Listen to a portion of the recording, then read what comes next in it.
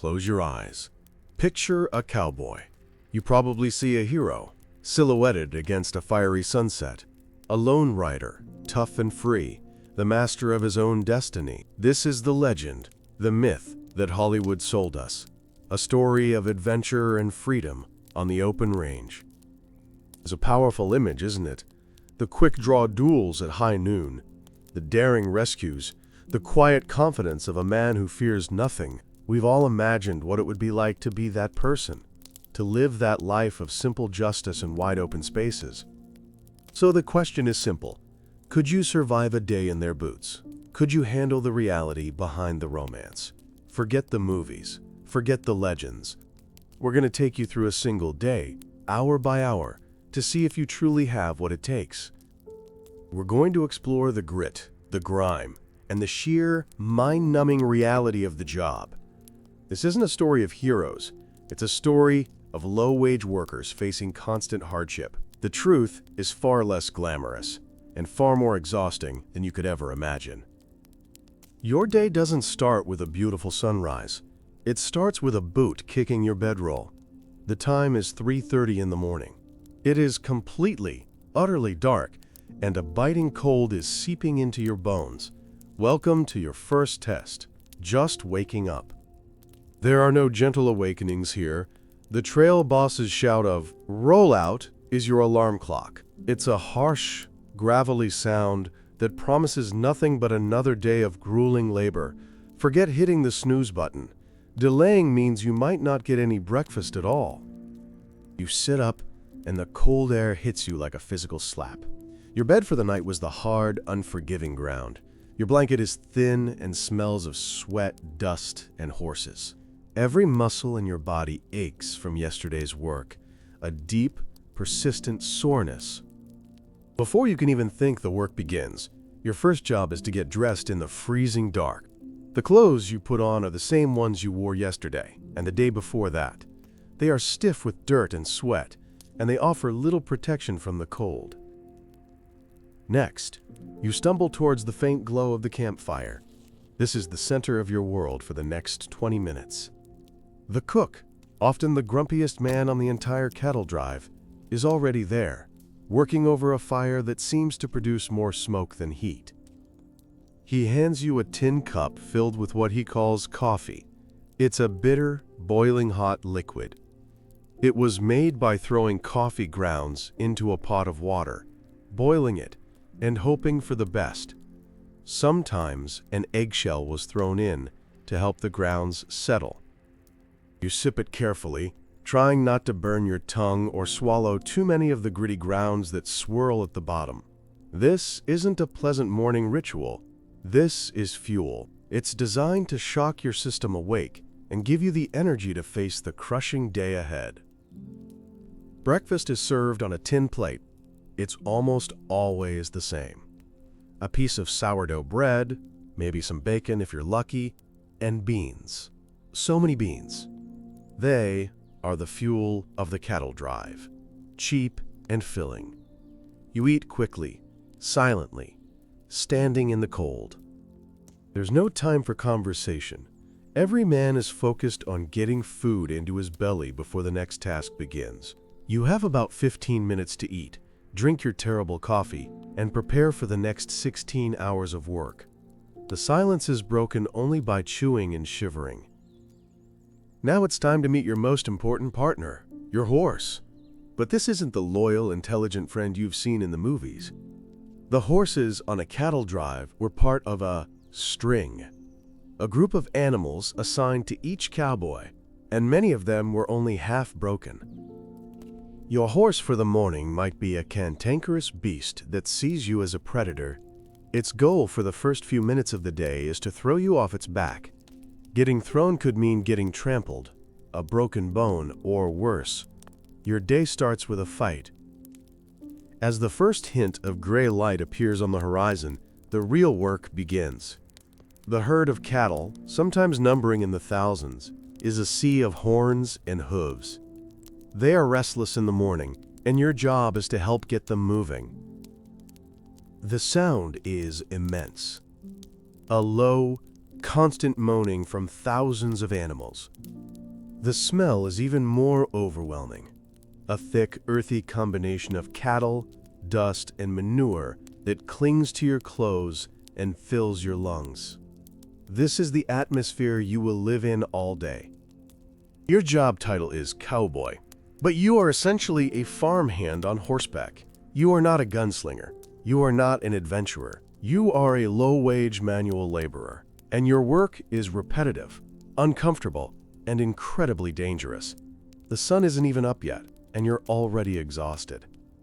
So as you ride out to your position, surrounded by a sea of cattle, dust, and noise, the romantic image you started with has likely faded.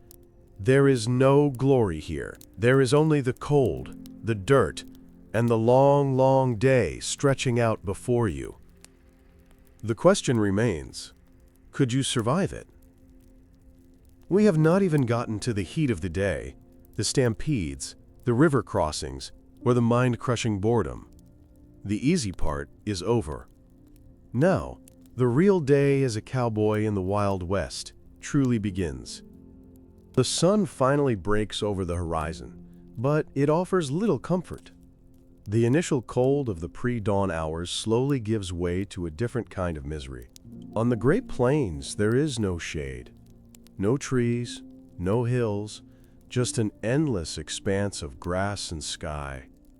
The sun begins its relentless assault, and you are completely exposed. Your wide-brimmed hat isn't a fashion statement.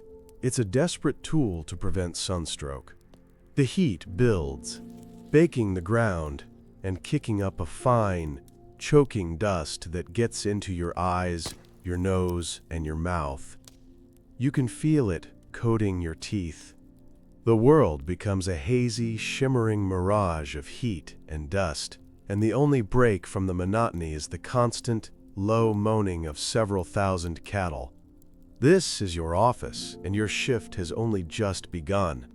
The glorious sunrise of the movies is, in reality, the start of a long, slow cooking process. Your specific job for the day is likely riding drag. This is the worst position on the cattle drive reserved for the newest or least liked cowboys. You ride at the very back of the herd.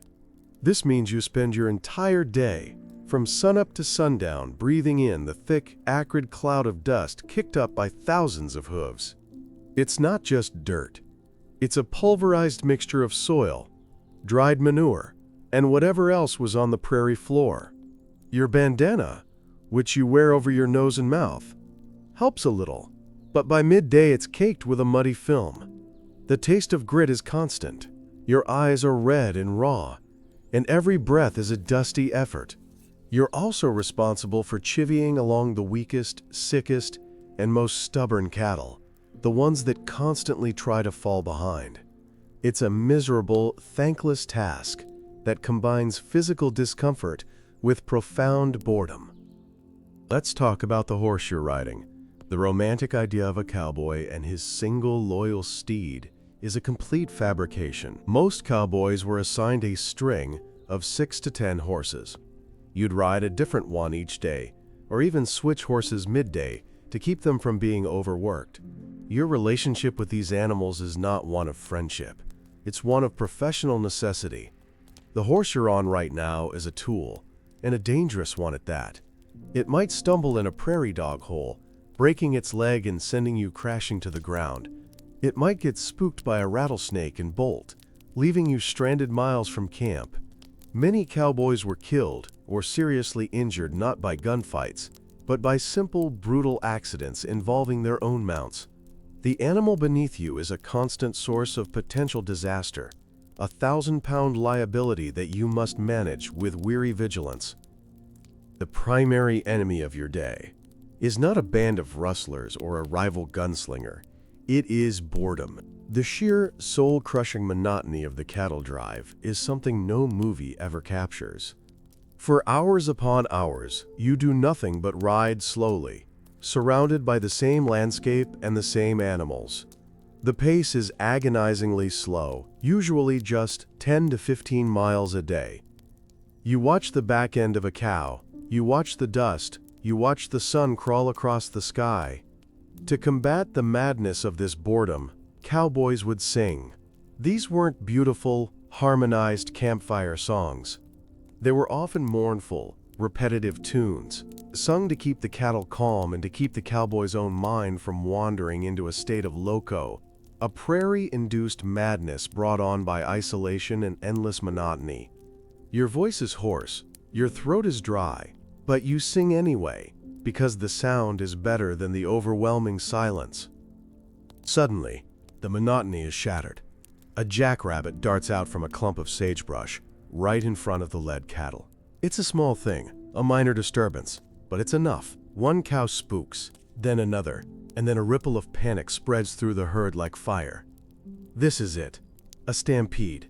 The low moaning of the herd transforms into a thundering roar, the sound of thousands of hooves hitting the earth at once. The ground beneath you literally trembles.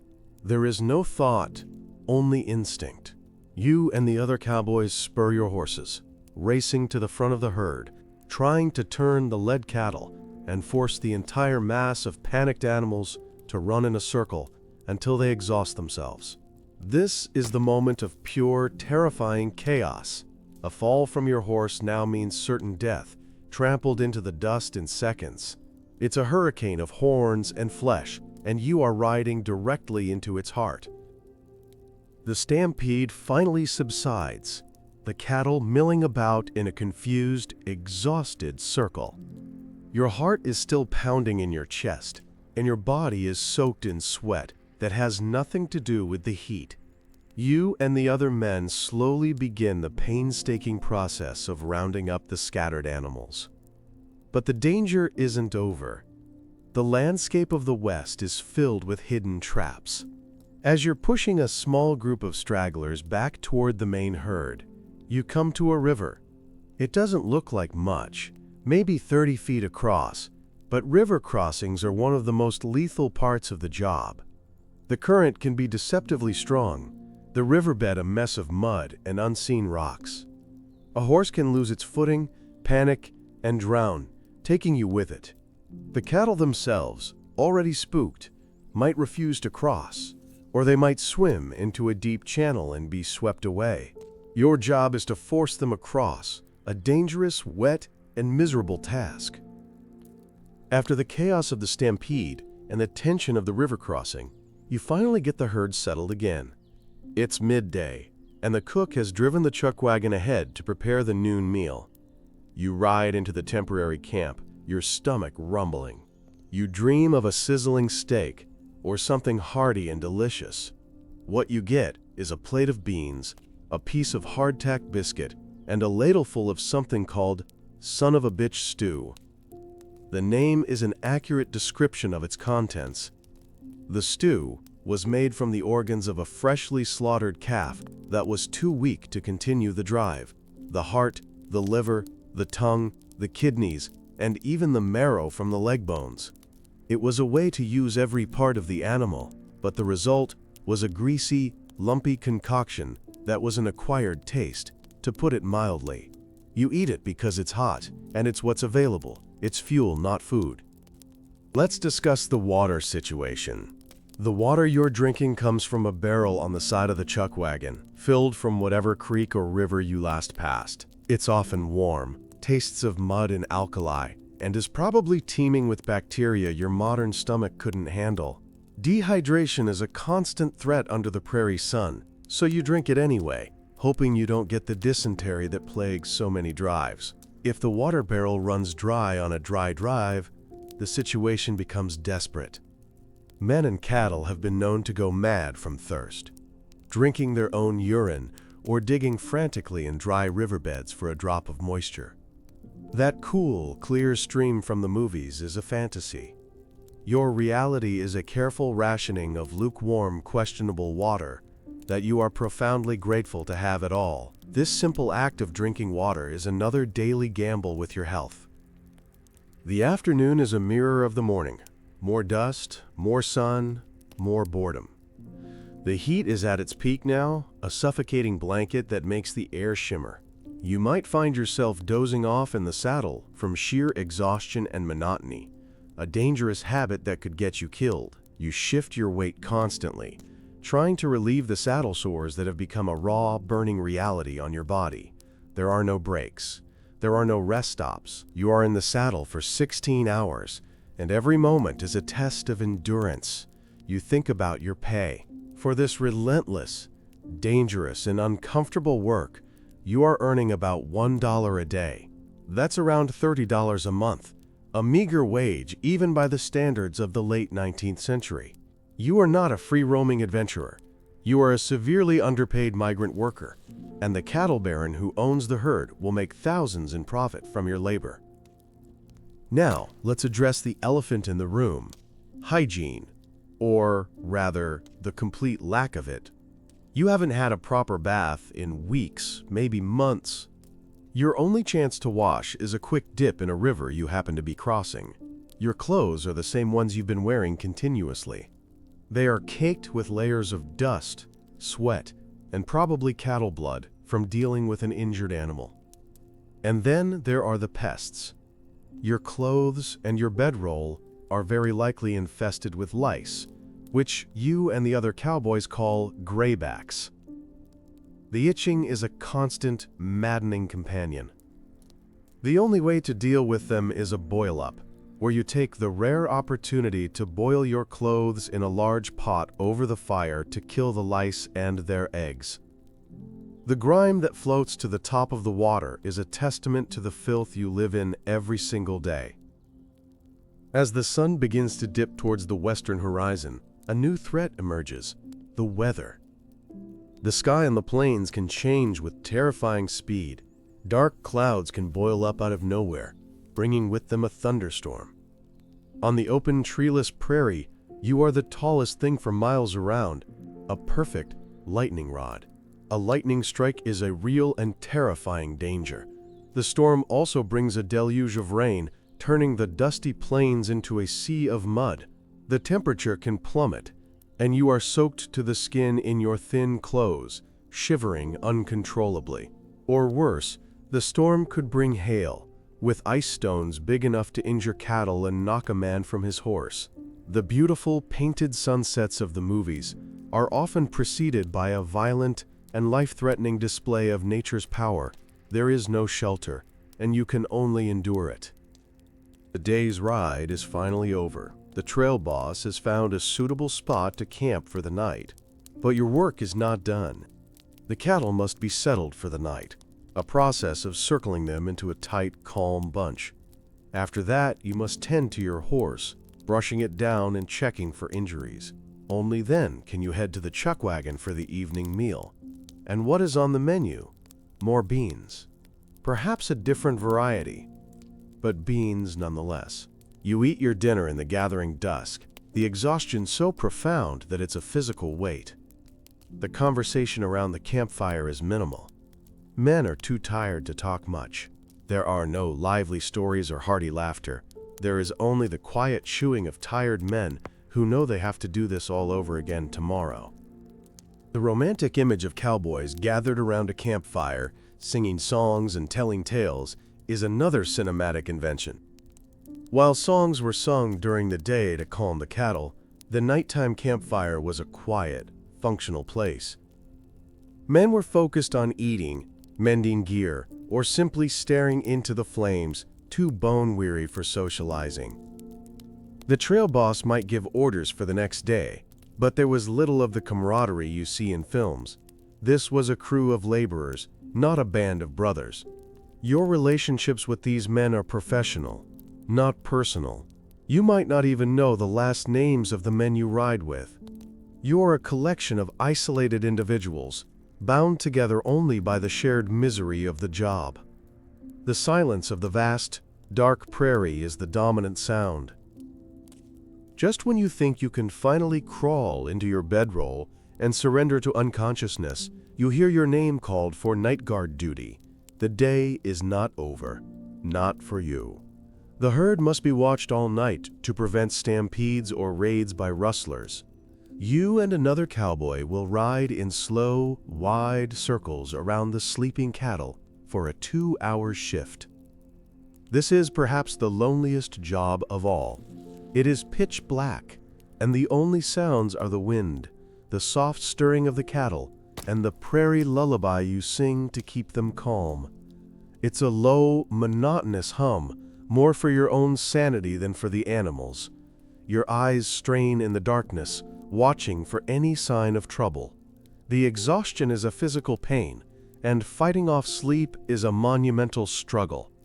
Falling asleep on night guard was a fireable offense and could endanger the entire drive.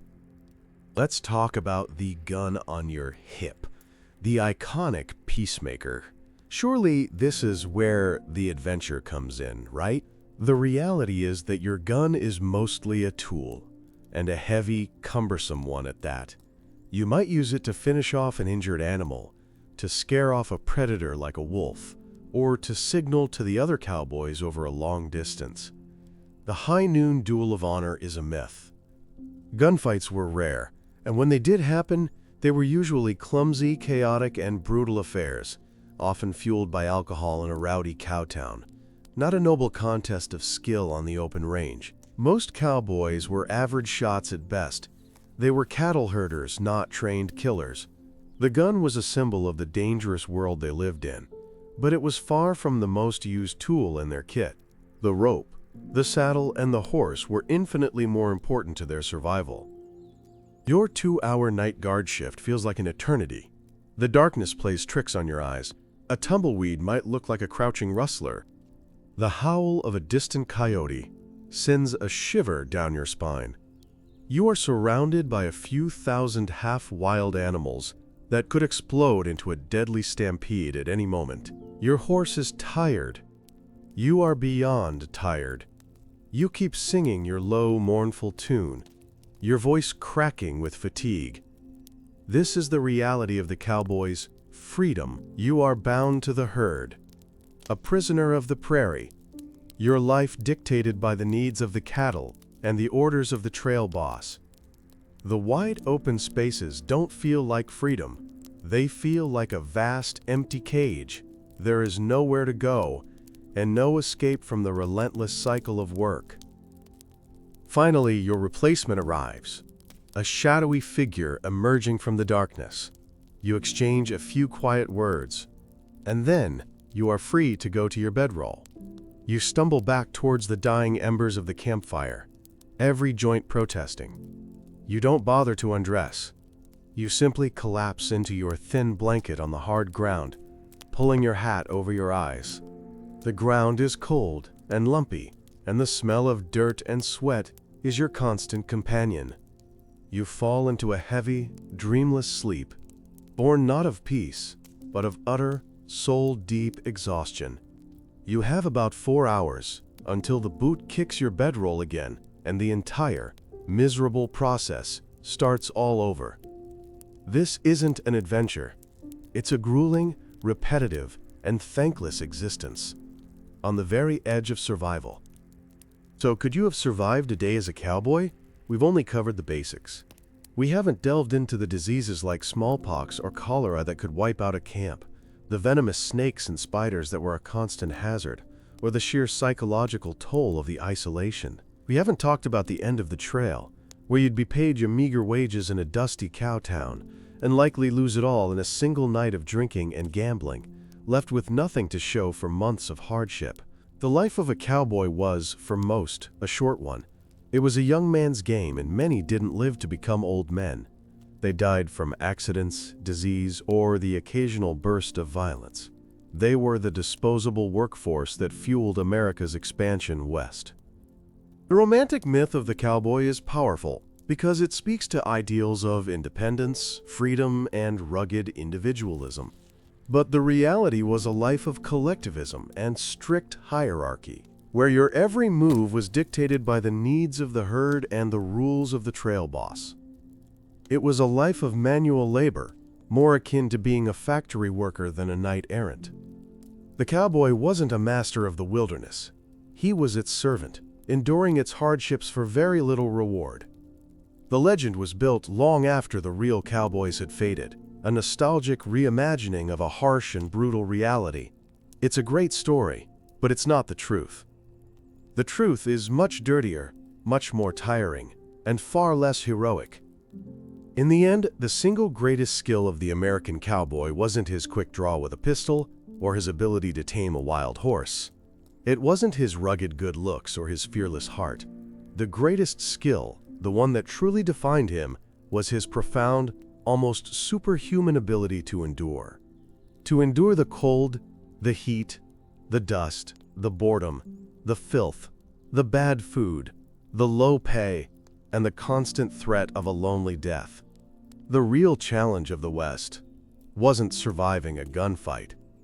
It was simply surviving another day and waking up to do it all over again. The true cowboy story isn't one of glory. It is one of the quiet, stubborn, and relentless refusal to give up. Let's reconsider that morning coffee. The gritty, bitter brew was more than just a wake-up call. It was a reflection of the entire cowboy experience. Everything was makeshift, functional, and devoid of comfort. The coffee was often made with alkali water from the plains, which had a soapy, unpleasant taste and could make you sick.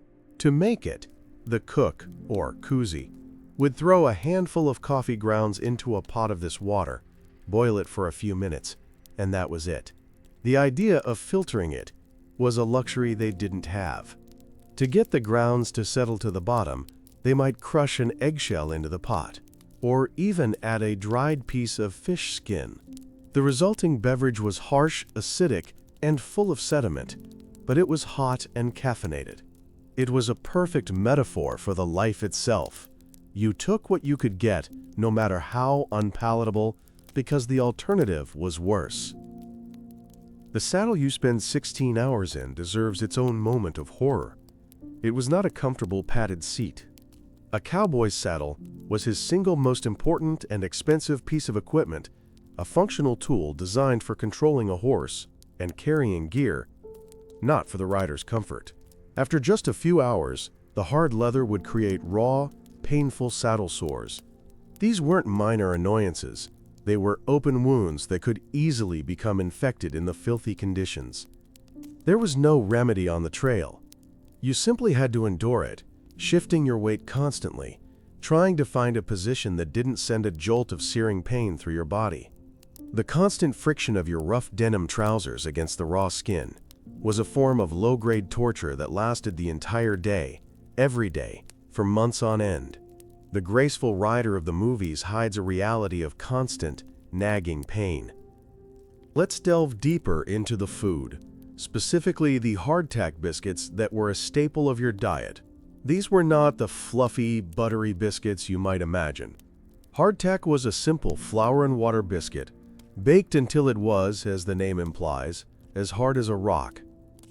It was prized because it was cheap and would not spoil for months or even years.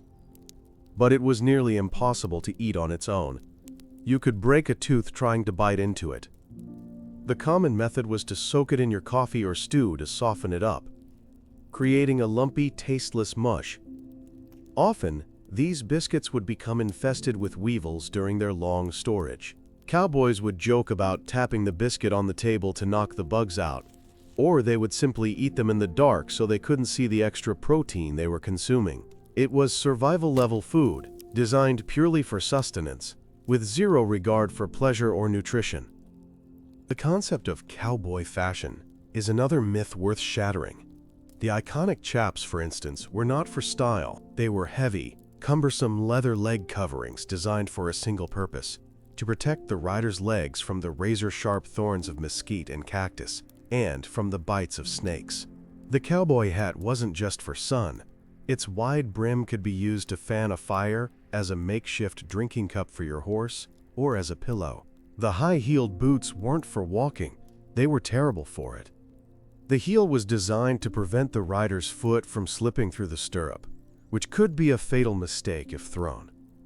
Every single item of clothing was purely functional, born of harsh necessity. There was no thought given to appearance, only to survival and the demands of the job. You were a walking toolkit, not a style icon. The social structure of a cattle drive was a rigid and unforgiving hierarchy. At the top was the trail boss, who had absolute authority. His word was law, and he could fire a man on the spot, leaving him stranded in the middle of the prairie. Below him was the chuck wagon cook, who was often the second in command, and whose temper was legendary. Then came the seasoned cowboys, who got the better positions like riding point at the front of the herd. At the very bottom was you, the greenhorn, or the unlucky one, riding drag in the dust. There was no democracy here. You did what you were told, when you were told, without question. Complaining could get you fired, or earn you the worst tasks for the rest of the drive. The freedom of the cowboy was the freedom to quit, but that often meant a long, dangerous walk to the nearest sign of civilization. Let's talk about the sounds of the trail, beyond the moaning of cattle. The silence of the prairie was so profound that it could be unnerving. At night, this silence would be punctuated by the lonely howl of a coyote, a sound that could be both beautiful and menacing. You'd hear the constant, shrill chirping of crickets, a sound so pervasive it would become part of the background noise of your life. And then there was the wind. The wind on the plains never, ever stopped. It was a constant, whistling presence, whipping at your clothes, chilling you to the bone, and carrying the dust that defined your existence.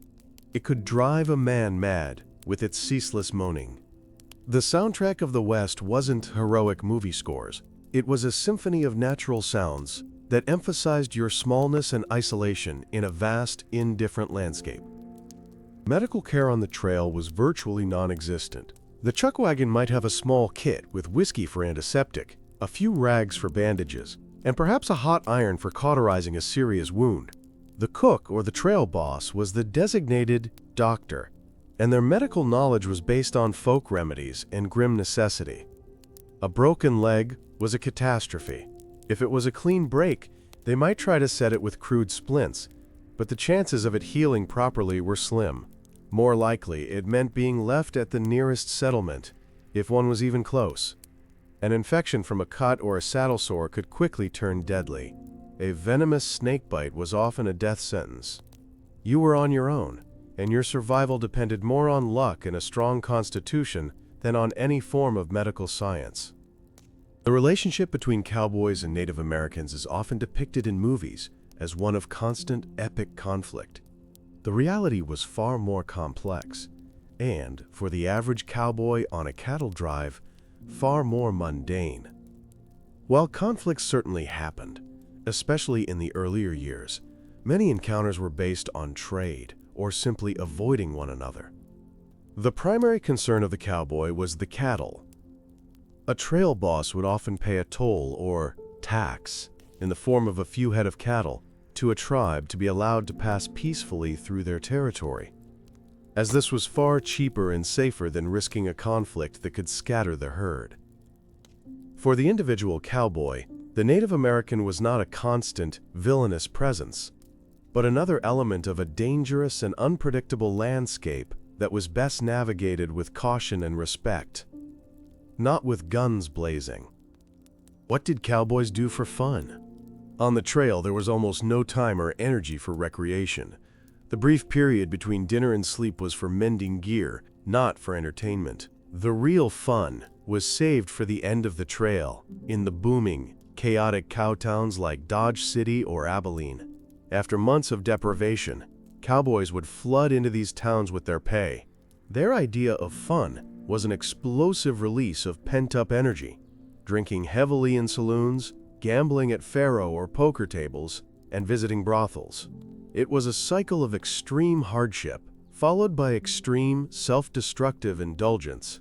Most cowboys would blow their entire 3 or 4 months, wages and a few wild nights, leaving them broke and needing to sign on for another grueling drive.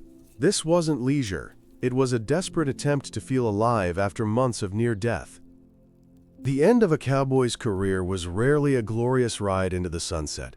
The era of the great open-range cattle drives was surprisingly short, lasting only about 20 years, from the late 1860s to the late 1880s. The invention of barbed wire, the expansion of the railroads, and devastatingly harsh winters brought the era to a close. The cowboy became obsolete. Many found work as ranch hands, a more stationary but still difficult life. Others drifted into other forms of manual labor. Many, broken down by years of hard living, accidents, and poor health, died young and penniless. There was no retirement plan, no pension. The cowboy was a figure of a specific, brief, and brutal economic period. When that period ended, he was simply left behind, replaced by fences and train cars, with his legend just beginning to be written by people who had never lived his life. Let's zoom in on the physical toll, beyond just soreness. Your hands would be a wreck.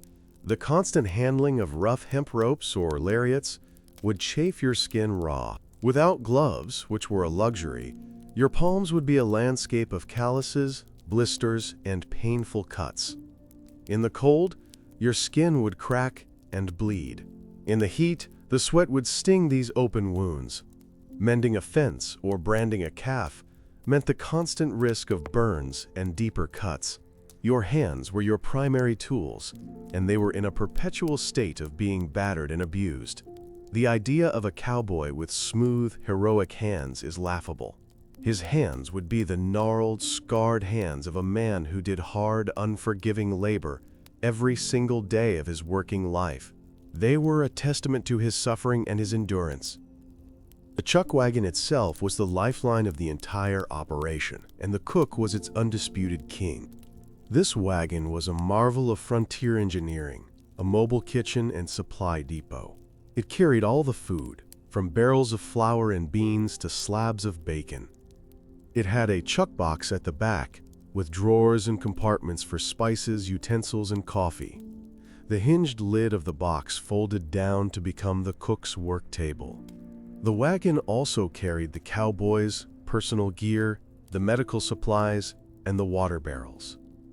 The cook's job was not just to cook, he was also the baker, butcher, and doctor. He was typically paid more than the cowboys, and his authority was second only to the trail boss. Making the cook angry was the fastest way to make your life even more miserable than it already was. His goodwill was essential for survival. Let's consider the simple act of sleeping. We've established it was short and on hard ground. But the psychological aspect was also taxing. You were sleeping in the open, vulnerable to the elements and to predators, both animal and human. Every strange sound in the night could jolt you awake. A sudden cold front, a rainstorm, or even just a shift in the wind could ruin what little rest you got. Your bedroll, which consisted of a few thin blankets wrapped in a canvas tarp, offered minimal protection. It was common to wake up covered in frost or soaked in dew. Sometimes, a snake or a scorpion might decide your warm bedroll was a nice place to spend the night. The simple act of going to sleep was an act of faith, a surrender to the dangers of the prairie night, hoping you would wake up unharmed in a few short hours. The cattle themselves were not the docile, slow-moving creatures of popular imagination. They were often Texas Longhorns, a breed famous for being hardy, aggressive, and half-wild. They had a lean, tough build, and, most notably, enormous horns that could span 6 feet or more from tip to tip. These horns were deadly weapons. A spooked or angry steer could easily gore a horse or a man.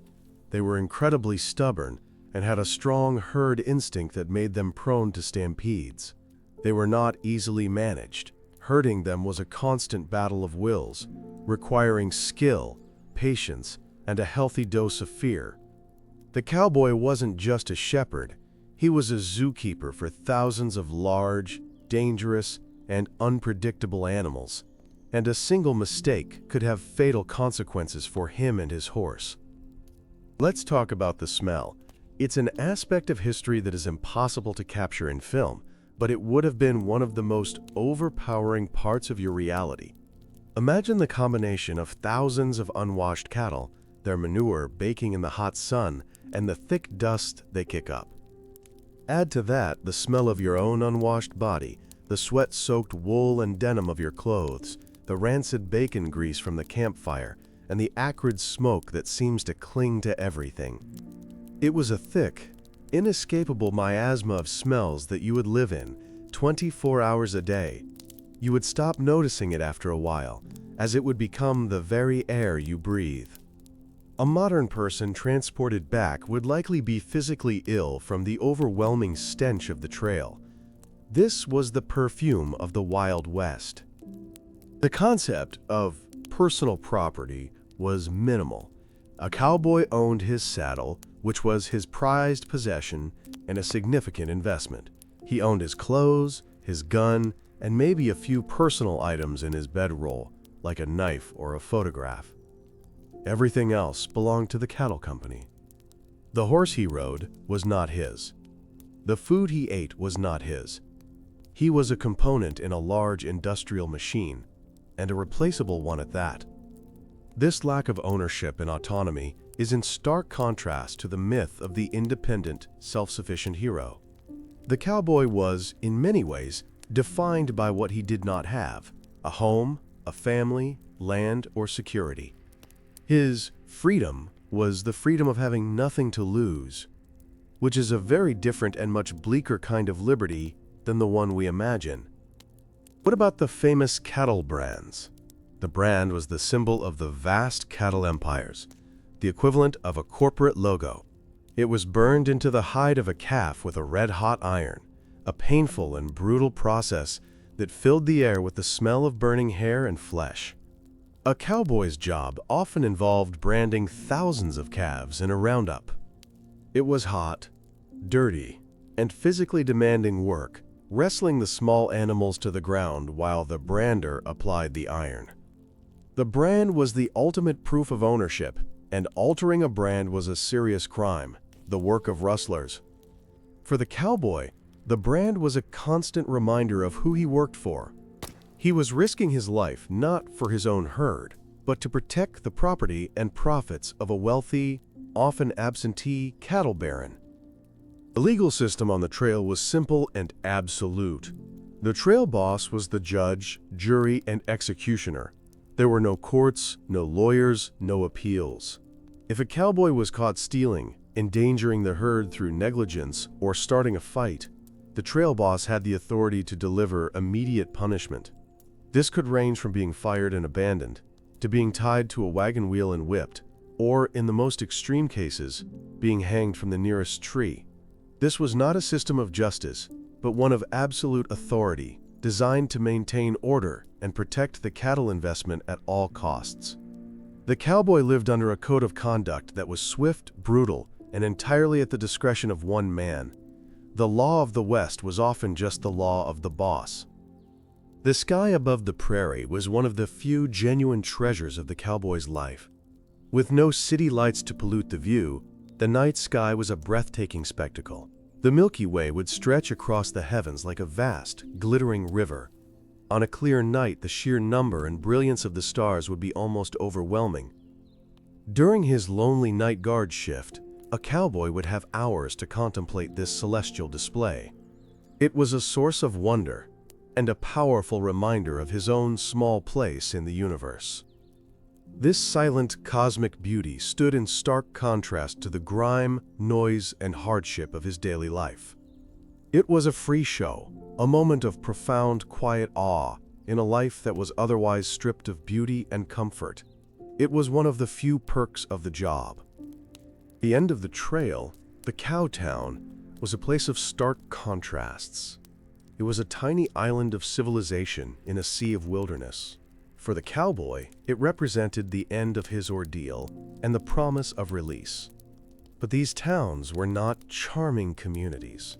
They were rough, violent, and exploitative places, designed to do one thing: separate the cowboy from his wages as quickly as possible.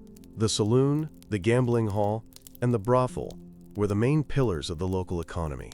Law enforcement was often corrupt or simply overwhelmed. The cowboy, naive and flush with cash for the first time in months, was an easy target for professional gamblers, con artists, and thieves. The town was the chaotic, feverish dream at the end of the long, monotonous nightmare of the trail. Let's talk more about the gambling. When a cowboy hit town, he often headed straight for the faro table, Faro was the most popular card game of the era, far more so than poker. It was fast-paced, easy to learn, and the house had a relatively small edge, which made the player feel like he had a good chance of winning. However, many of these games were rigged. Dealers used marked cards, stacked decks, and hidden devices to cheat the unsuspecting cowboys out of their money. A man could lose his entire season's wages, months of brutal, back-breaking labor, in a matter of hours. The elation of payday would quickly curdle into the bitter despair of being broke, forcing him to seek out a trail boss and sign on for the next miserable drive, trapping him in a perpetual cycle of hardship and poverty. The saloon was the social center of the cowtown, but it was not the fun, boisterous place of the movies, with piano players and can-can dancers. It was often a cramped, dirty room that smelled of stale beer, cheap whiskey, and unwashed bodies. The whiskey was often a vile concoction known as Tanglefoot or 40 Rod, a raw, potent spirit that was sometimes mixed with things like tobacco juice or strychnine to give it an extra kick. Fights were common, breaking out over card games, insults, or nothing at all. These were not choreographed brawls. They were ugly, desperate clashes involving fists, boots, knives, and occasionally a clumsy, wildly inaccurate gunshot. The saloon was a place to get dangerously drunk and forget the trail, but it was also a place where a man could easily get robbed, beaten, or killed. The cowboy lullaby sung during the night watch was a critical tool of the trade. The reasoning behind it was fascinating. The cattle were known to be extremely sensitive to sound and easily spooked by sudden noises in the dead of night. A coyote's howl or a falling rock could trigger a catastrophic stampede. The cowboys' constant, low-level singing created a baseline of human sound. The cattle would grow accustomed to this gentle, monotonous noise. It effectively masked the smaller, more startling sounds of the prairie, keeping the herd calm and settled. The songs were rarely complex or beautiful. They were simple, repetitive melodies with lyrics often made up on the spot, describing the day's events or the cowboy's homesickness. It was a practical, life-saving application of music, a tool as important as the rope or the saddle in the dead of night. What about the famous Boot Hill cemeteries? Their existence tells you everything you need to know about the violence of the cowtowns. These were the burial grounds for men who, quote, died with their boots on, meaning they died suddenly and violently, not in a bed from sickness or old age. While the number of gunfights is often exaggerated, the death toll in these towns was still high. The combination of exhausted, traumatized young men, large amounts of money, cheap alcohol, and readily available firearms was a recipe for disaster. A single summer season could fill a graveyard. The simple wooden markers, often with crudely painted names or just unknown, were a stark testament to the cheapness of life and the brutal end that awaited many who sought fortune and adventure in the West. It was the final, grim punchline to the cowboy's story. The relationship between a cowboy and his rope, or lariat, was one of profound skill and intimacy. This was not just a piece of rope. It was an extension of his arm, his most versatile tool. Learning to handle a rope effectively took years of practice. It was used for roping cattle, for branding or medical attention, for pulling animals out of mud bogs, and even for rigging makeshift shelters or fences. A skilled roper could drop a loop over a running steer's horns or heels from a galloping horse, a feat of timing and precision that is hard to comprehend. This skill, far more than marksmanship, was the true measure of a top hand. It was a practical art form, honed through endless repetition, and it was absolutely essential to the daily work and safety of the cattle drive. A good man with a rope was worth more than a good man with a gun. The diet was not just monotonous, it was nutritionally disastrous. The constant reliance on beans, bacon, and biscuits meant the cowboys suffered from a severe lack of essential vitamins.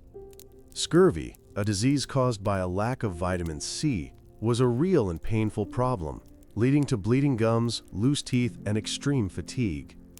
To combat this, A trail cook might occasionally get his hands on canned tomatoes or other fruits, which were doled out like precious medicine. The lack of fresh vegetables and the reliance on greasy, salty, and starchy foods contributed to a host of digestive problems. The men were often simultaneously overfed in terms of raw calories, but undernourished in terms of essential nutrients, leading to a state of chronic poor health that made them more susceptible to disease and exhaustion. The hearty cowboy diet was actually a recipe for long-term physical decline. Let's explore the idea of the lone rider myth more deeply. The entire cattle drive system was fundamentally a team effort. A single person could not manage thousands of cattle. It required a coordinated group of at least 10 to 15 men, each with a specific role. From the point riders at the front guiding the herd, to the swing and flank riders on the sides, to the drag riders at the back, every position was critical. The whole operation was a complex, moving ecosystem that depended on communication and cooperation. The individualism of the cowboy was suppressed in favor of the collective goal, getting the herd to market safely. The myth of the lone hero, independent and self-reliant, completely ignores the fundamental, cooperative nature of the work that defined the cowboy's existence. He was never truly alone, but he was often very lonely within the group.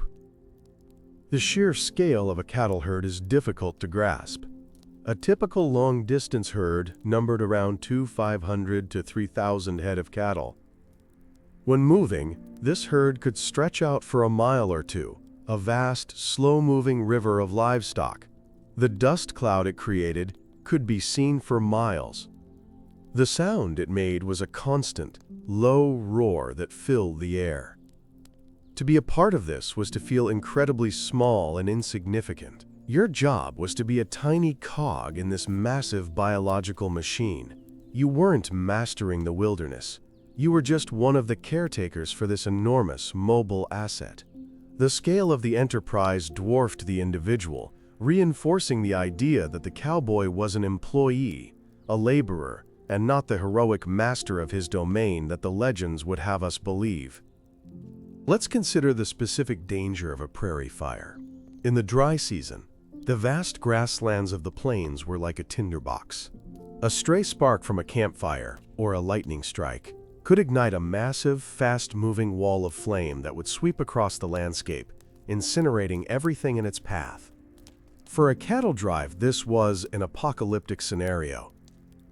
The cowboys would have to react instantly, trying to stampede the herd toward the safety of a river or a patch of already burned ground. They would often fight the fire by setting a controlled backfire or by using their slickers and blankets to beat out the flames. It was a desperate, terrifying race against a force of nature that was far more deadly and indiscriminate than any human enemy. It was another reminder of how powerless they were in the face of the prairie's raw power. The bond between a cowboy and his saddle was deeper than his bond with any particular horse. A cowboy's saddle was custom fitted to him, a piece of equipment that he would keep for his entire career if he could. A good saddle could cost $50 or more, a full month's wages. It was a symbol of his identity and his trade. When a cowboy was hired, the trail boss was hiring the man in his saddle. The horses were provided by the company. He spent more time in his saddle than anywhere else, and its familiar creaks and groans were a constant companion. It was his chair, his workbench, and sometimes his pillow. Losing his saddle would be a devastating blow, both financially and professionally. It was the one significant thing in the world that truly belonged to him. What happened when a cowboy got too old for the trail? The work was so physically demanding that most men were considered old by the time they were 30. There was no graceful retirement. If a cowboy had been particularly skilled and lucky, he might be promoted to trail boss or be able to buy a small plot of land and become a rancher himself. But this was the exception, not the rule. For most, the end of their trail driving days meant a slow decline. They might find work as a bartender, a stable hand, or a general laborer. Many, broken by injuries and a life of hardship, ended up as drifters, moving from town to town, their best years behind them. The romantic image of the wise old cowboy is largely a fiction. The reality was that few men grew old in the profession. The cattle towns were not just populated by cowboys, they were a magnet for a whole ecosystem of people who lived off the cattle trade. There were the bankers who financed the drives, the cattle brokers who bought the herds, the merchants who sold supplies, and the railroad men who shipped the cattle east. And then there were the entertainers, the saloon keepers, the professional gamblers, and the prostitutes, all part of an economy designed to fleece the cowboy. For the few weeks a year when the herds arrived, these towns were booming centers of commerce and vice. The cowboy was the lowest paid but most visible part of this economic chain, the raw material that made the entire system work. He did the dirty work, and everyone else profited. Let's think about communication. On the vast plains, there were no telephones, no telegraph lines out in the open. Communication between cowboys on a drive was done through a combination of hand signals and loud yells. A raised hat, a circular motion of the arm, these all had specific meanings that every man understood. It was a simple, effective sign language for managing the herd over long distances. Communication with the outside world was non-existent for months at a time. A cowboy on a drive was completely cut off from news, from family, from everything. He wouldn't know if a family member had died or if a war had started until he reached the end of the trail months later. This profound isolation was one of the defining psychological hardships of the job. The role of the wrangler was another essential, unglamorous job on the drive. The wrangler was usually a young boy or a novice cowboy whose sole responsibility was to look after the remuda, the spare horses. Each morning, he had to round up all the horses which had been grazing freely during the night and drive them into a rope corral. The cowboys would then rope their mounts for the day. The wrangler had to keep the remuda moving with the main herd all day, making sure none of the spare horses strayed. It was a position of great responsibility but little glory, and it was often the first step on the ladder to becoming a full-fledged cowboy. It was an apprenticeship in horsemanship and endurance, and another example of the specialized, team-based nature of the work. The weather could turn from hot to brutally cold in an instant. A blue norther was a fast-moving cold front that could sweep down the plains, causing the temperature to drop 50 degrees or more in just a few hours. A drive that started in sweltering heat could suddenly be in the middle of a freezing blizzard. The cowboys were woefully unprepared for this, with only their thin clothes and maybe a wool slicker for protection. They would have to fight to keep the herd from drifting south with the wind and to keep themselves from freezing to death in the saddle. Stories abound of cowboys freezing solid during these sudden storms, their bodies found days later, still on their horses. The unpredictability of the weather was a constant, lethal threat that added another layer of misery and danger to the job. The very concept of the Wild West is something of a misnomer. For the cowboy on the trail, it wasn't wild so much as it was empty. It was a vast, monotonous, and largely featureless landscape. The wildness came not from constant action and adventure, but from the raw, untamed power of nature and the complete absence of the safety nets of civilization. The wildness was in the sudden blizzard, the flash flood, the stampede, the rattlesnake in your bedroll. It was the wildness of vulnerability. The cowboy wasn't a hero taming the wilderness. He was a tiny, fragile human being trying to survive in a place that was completely indifferent to his existence. The struggle was not for glory, but for simple, day-to-day survival against the overwhelming forces of nature. Let's confront the myth of the quick-draw duel head-on. The idea of two men facing each other in the street at an appointed time is almost entirely a Hollywood invention. Real gunfights were almost always ambushes, drunken brawls that escalated, or chaotic shootouts where accuracy was an afterthought. The specialized holsters that allowed for a fast draw were not common. Most men carried their pistols tucked into their belts or in simple pouch holsters. They were difficult to draw quickly, and even more difficult to aim accurately under pressure. A real Western gunfight would look less like a ballet of skill and more like a clumsy, terrifying, and desperate scramble, often with both participants being very poor shots. The legend is elegant. The reality was messy and pathetic. The food was not just bland. It could be deadly. The Kuzi had to be resourceful, but food preservation was a massive challenge. The bacon was heavily salted to preserve it, but it could still turn rancid in the heat. The flour could become infested with weevils. Without refrigeration, any fresh meat from a slaughtered calf had to be eaten quickly before it spoiled. Food poisoning, or quote, ptomaine poisoning as they often called it, was a common and debilitating ailment on the trail. A bout of severe food poisoning could leave a cowboy too weak to ride, effectively ending his ability to work. The simple act of eating a meal was a gamble. The chuck wagon was a lifeline, but it could also be the source of a miserable, dehydrating illness that could put you in the ground. The end of the open range was sealed by two harsh winters in 1886 and 1887. These winters were of unprecedented ferocity, with blizzards and extreme cold that killed millions of cattle. The herds, unable to find food under the deep snow and blocked by the new barbed wire fences, simply froze and starved to death. Entire cattle empires were wiped out overnight. This ecological and economic catastrophe proved that the open-range model was unsustainable. It forced the industry to change, shifting to smaller, fenced-in ranches where cattle could be better managed and fed during the winter. For the cowboy, this meant the end of the long drives and the end of his unique way of life. He was a victim not of gunslingers, but of climate and technology.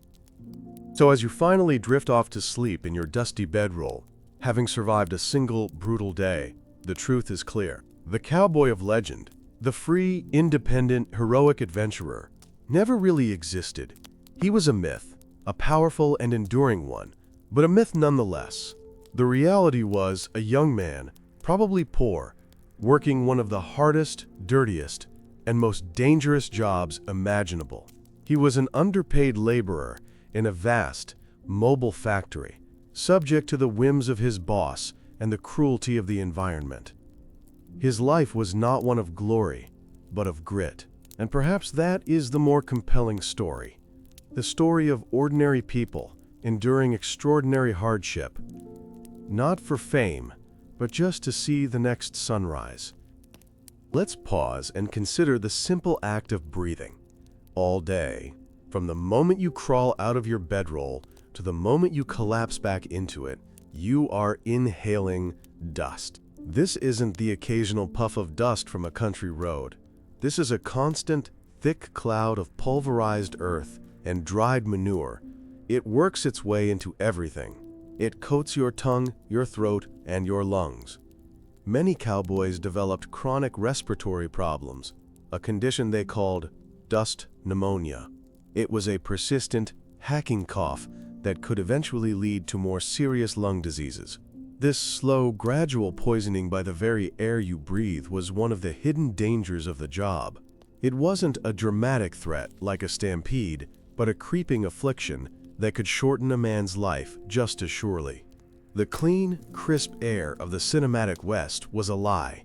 The reality was a constant battle for a clean breath. Let's talk about the horses again, but from a different perspective. Their own suffering. The horses of the Remuda were also victims of the trail's brutality. They were often overworked, underfed, and given little time to rest and recover. A horse with a lame leg or a sore back was a liability, and while a good trail boss would try to care for his animals, the relentless pace of the drive often meant there was little time for proper care. The process of breaking a horse was a violent struggle of wills, establishing dominance through fear and exhaustion.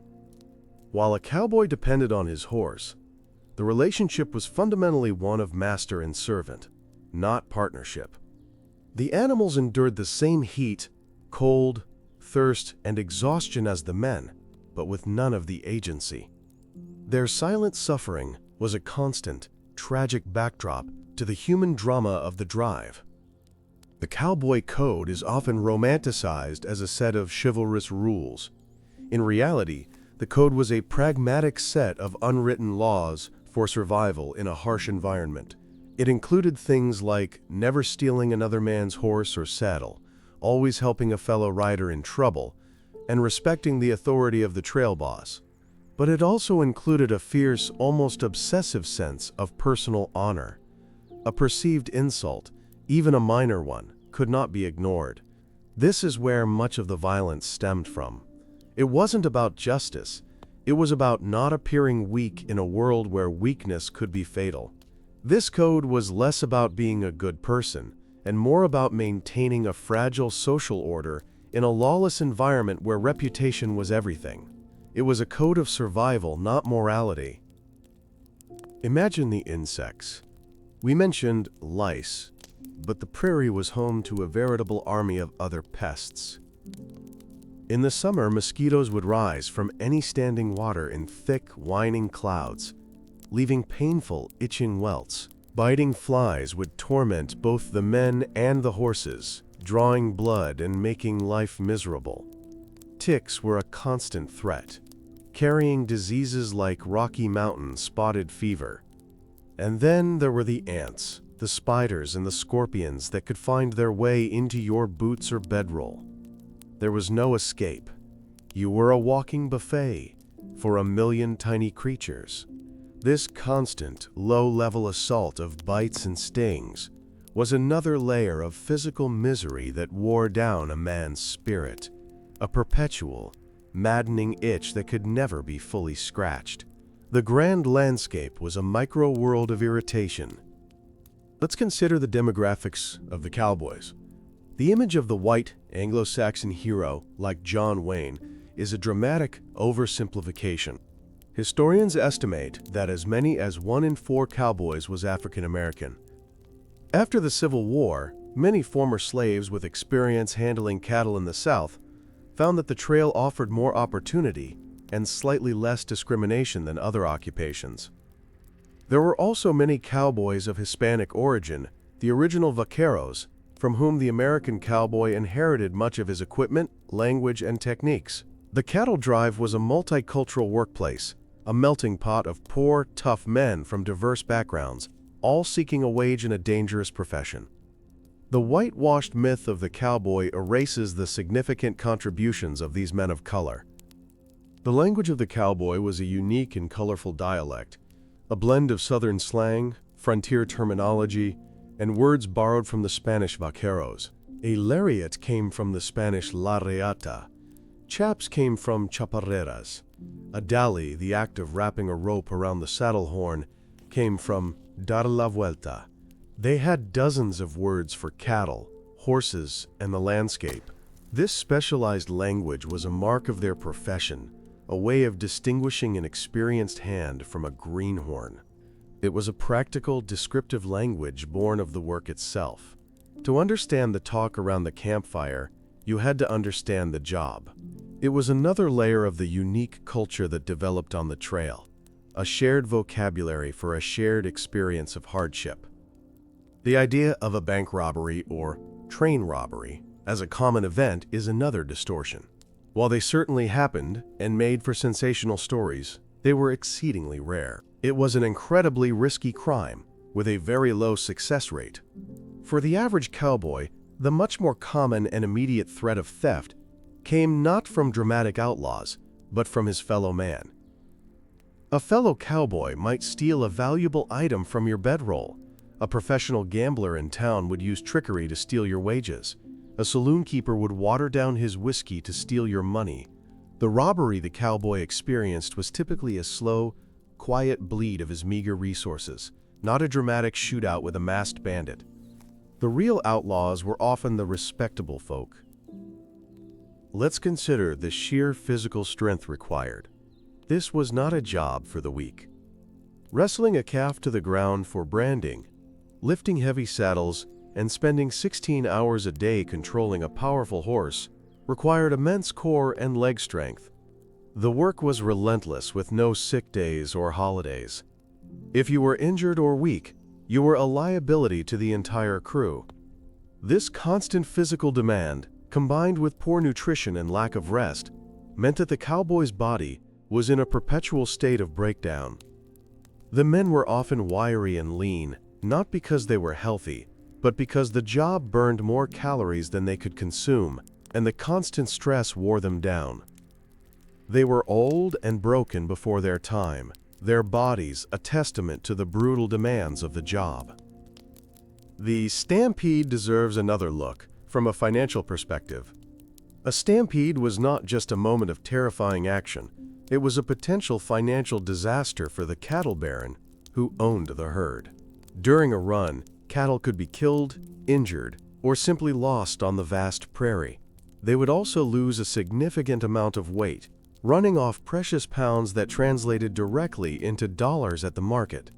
A single bad stampede could erase the profit margin of an entire drive. This is why preventing them was the absolute top priority.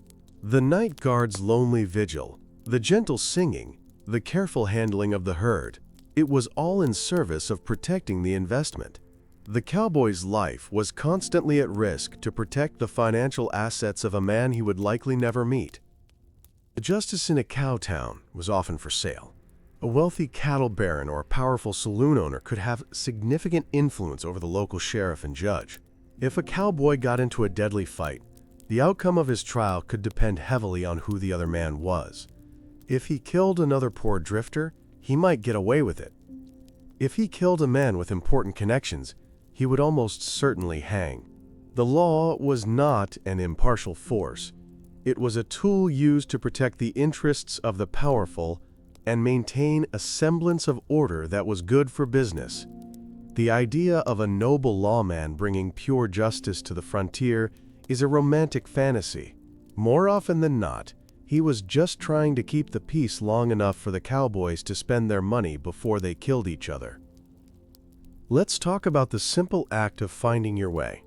There were no maps, no GPS, no road signs on the prairie. The trail boss navigated using an incredible mental map and an intimate knowledge of the landscape. He used the sun, the stars, and landmarks like rivers and distinctive hills. He had to know where to find water, where to find good grazing for the herd, and how to avoid natural obstacles like canyons or quicksand. This was a remarkable skill, a form of practical genius, honed over years of experience. The success or failure of the entire drive rested on the trail boss's ability to read the land. If he got lost, it could mean death for the entire crew and the herd from thirst or starvation. His mind was the most important compass on the trail. The loneliness of the cowboy was a profound and defining feature of his life. Even when surrounded by other men and thousands of cattle, he was fundamentally isolated. The work allowed for little personal interaction. The relationships were temporary and professional. Many were drifters with no family or home to return to. This deep, gnawing loneliness could be as debilitating as any physical hardship.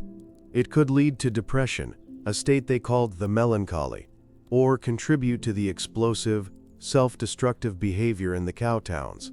The myth is of a man who chooses solitude.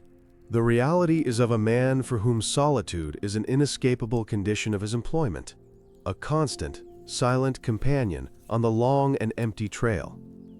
What was the ultimate legacy of the cowboy? It was not the gunfights or the legends. The true legacy of the cowboy was the establishment of the American cattle industry and the peopling of the West. These grueling cattle drives established the trails that would later become roads and railway routes. They moved millions of cattle from the plains of Texas to the railheads in Kansas, feeding a growing nation and creating immense wealth. The cowboy was the blue-collar worker at the forefront of this massive economic expansion. He was the unsung, underpaid, and unappreciated laborer who did the hard, dangerous work that built a cornerstone of the American economy. His true story is not one of individual heroism, but of his crucial role in a transformative period of national history. Let's consider the end of the trail from the cowboy's emotional perspective. Imagine months of unrelenting hardship, boredom, and fear. The cowtown at the end represents the finish line. The first sight of it on the horizon would be a moment of incredible relief and anticipation. It was a symbol of survival. It meant a real bed, a hot meal that wasn't beans, and, most importantly, his pay. This psychological release was immense. It helps to explain the explosive benders that followed. It wasn't just about having fun. It was about purging the trauma and misery of the trail in a frantic, often self-destructive burst of sensation. It was a desperate attempt to feel something, anything, other than exhaustion and dust. The relationship with the land was complicated.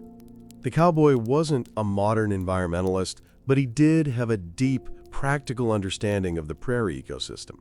He had to know the types of grasses the cattle would eat, how to spot poisonous plants, and how to read the signs of changing weather. His life depended on this knowledge. Yet the cattle drives themselves were an ecological force of destruction. The massive herds overgrazed the delicate grasslands, trampled riverbanks, and contributed to the erosion of the soil. The cowboy was both an astute observer of nature and an unwitting agent of its transformation. He lived in a world of immense natural beauty, but his job was part of a process that would ultimately tame and diminish that very beauty.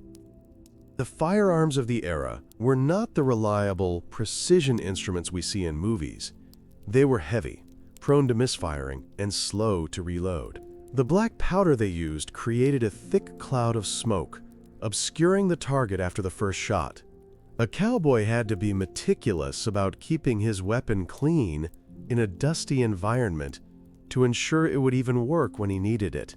Most confrontations were over so quickly and at such close range that skill was less important than luck and aggression. The idea of a marksman picking off targets at a distance was largely a fantasy, better suited to the buffalo hunters with their specialized, long-range rifles than to a cowboy with his standard-issue revolver. The gun was a crude and unpredictable tool for self-defense. Let's think about the sheer boredom one more time. Imagine sitting on a horse for 10 hours, moving at 2 miles per hour. The only thing that changes is the position of the sun. You have counted every button on your shirt. You have sung every song you know. Twice, you have replayed every memory you have. This is a mental challenge that is almost impossible for a modern mind, saturated with constant stimulation, to comprehend. It required a capacity for mental endurance that is completely alien to us. This boredom was the true test of a cowboy's mettle. Could you withstand not just the physical hardship, but the psychological vacuum of the trail? For many, the answer was no. The ones who succeeded were masters of enduring nothingness. The final payment at the end of the trail was a moment of truth. The trail boss would settle up with each man, paying him his accumulated wages in cash. For a 3-month drive, this might be around $90. It was a substantial amount of money to have in your pocket all at once, especially for a young man who had known nothing but poverty. This sudden wealth, combined with the psychological need for release, was a toxic combination. It made the cowboy an easy mark for every predator in town. The money he had risked his life for, the wages earned through months of misery, could vanish in a single night of bad decisions, leaving him right back where he started, broke and in need of a job. Ultimately, to survive a day as a cowboy was to survive a war of attrition against your own body and mind. It was about enduring 1,000 small miseries that, when added together, formed an almost unbearable burden. The cold, the heat, the pain, the filth, the boredom, the fear. It was a constant assault on the senses and the spirit. The cinematic cowboy is a fiction because he never seems truly tired, truly dirty, or truly bored. The real cowboy was defined by these states. He lived in them. His story is less about heroic action and more about the quiet, unglamorous, and deeply human act of just getting through the day, hoping that tomorrow wouldn't be any worse.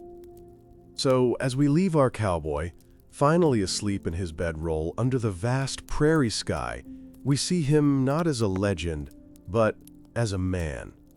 A flawed, exhausted, and profoundly human figure.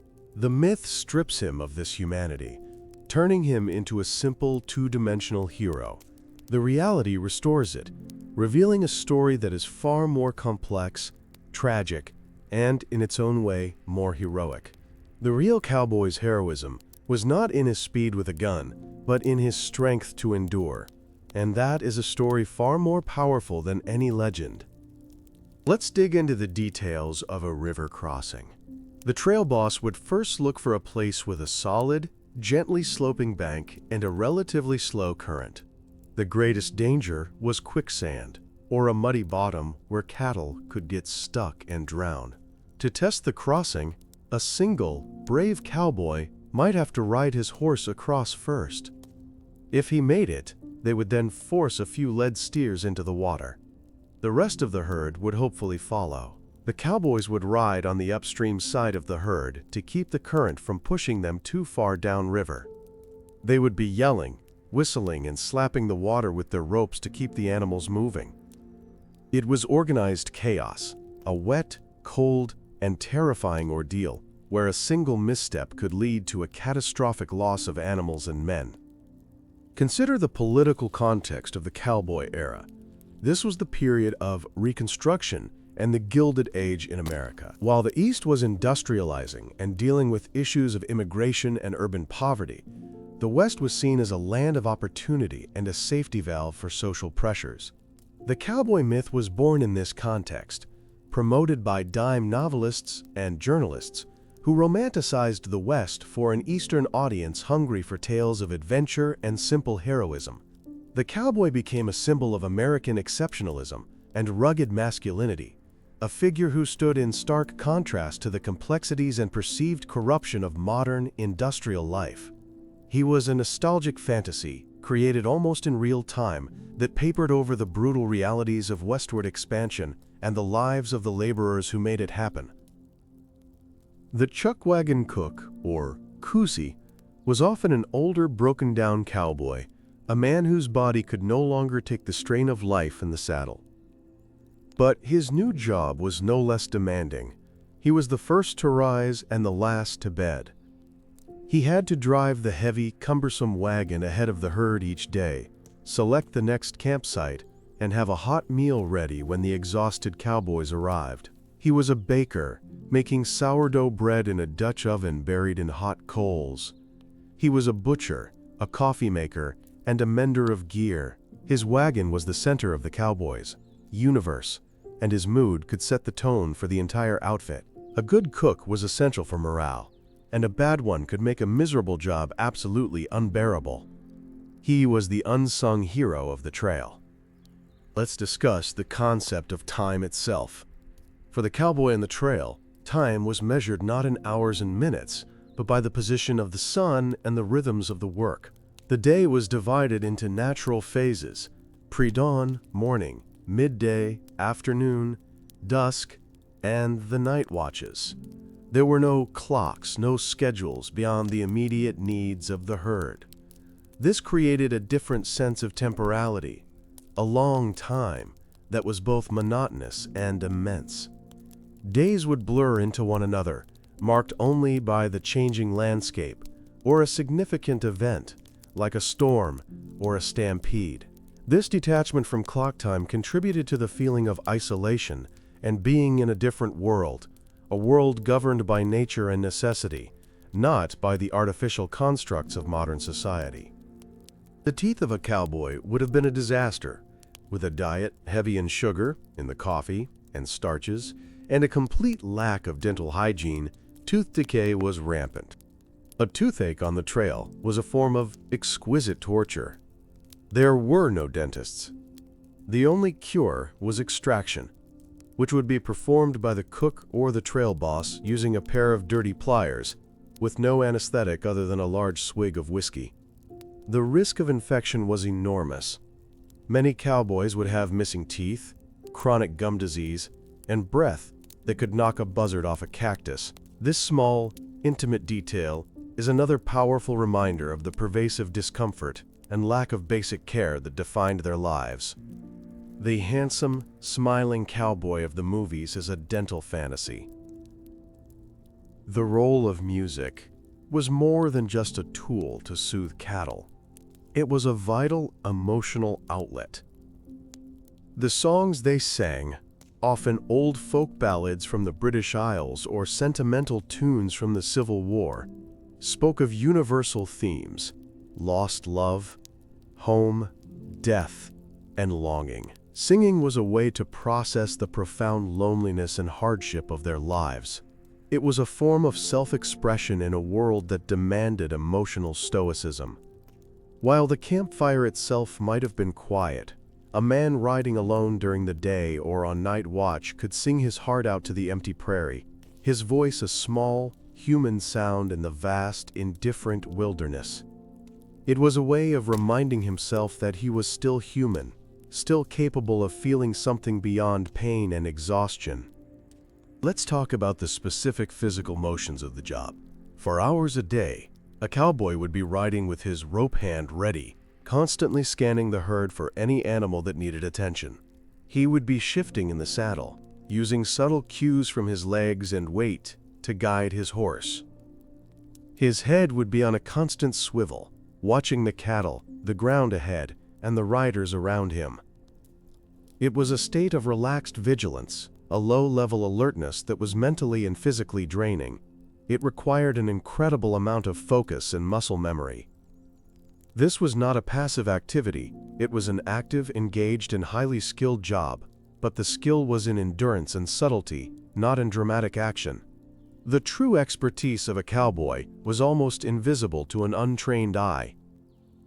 The concept of home for a cowboy was abstract and often non-existent. Many were young men who had left their families behind in the East or the South, sometimes under difficult circumstances. Others were orphans or drifters who had no home to speak of. The trail itself became a kind of temporary mobile home, but it was a harsh and unforgiving one. The constant movement meant they never put down roots. This rootlessness was both a source of the freedom myth and a source of deep-seated loneliness. A cowboy's only real address was his saddle.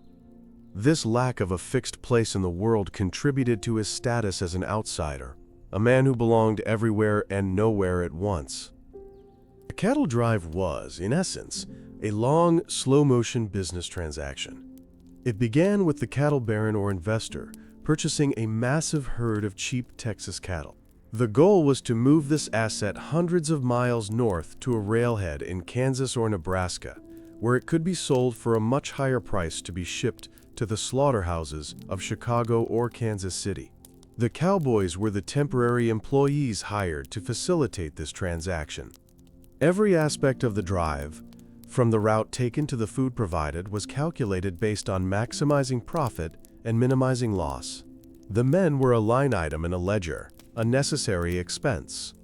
Understanding the cattle drive as a capitalist enterprise is essential to stripping away the romanticism and seeing the cowboy for what he was, a laborer in the great American machine.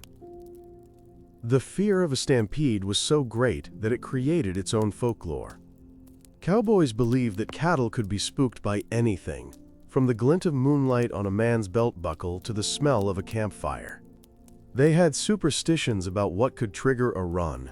This constant low-level anxiety was a major psychological burden. During a night watch, a cowboy's nerves would be stretched taut. Every sound was a potential threat. The sudden clap of thunder that could trigger a stampede was not just a sound, it was the sound of potential death and disaster. Living with this constant threat of explosive, unpredictable chaos took a heavy toll on a man's mental state, contributing to the hardened, stoic demeanor that became a hallmark of the profession. Let's think about the end of the day from the horse's perspective. After being ridden hard all day, the horse would be unsaddled. The cowboy was supposed to check its back for sores and its hooves for stones. But an exhausted cowboy might neglect these duties. The horse would then be turned loose with the remuda to graze on whatever sparse grass was available. It had to compete with other horses for food and water. It, too, lived a life of constant stress, hunger, and exhaustion. The partnership between man and horse was one of mutual dependence, but it was a deeply unequal one. The horse had no choice in the matter. Its life was one of service and suffering, a silent testament to the brutality of the trail. The visual landscape of the plains, while beautiful in its own way, was also a source of psychological distress.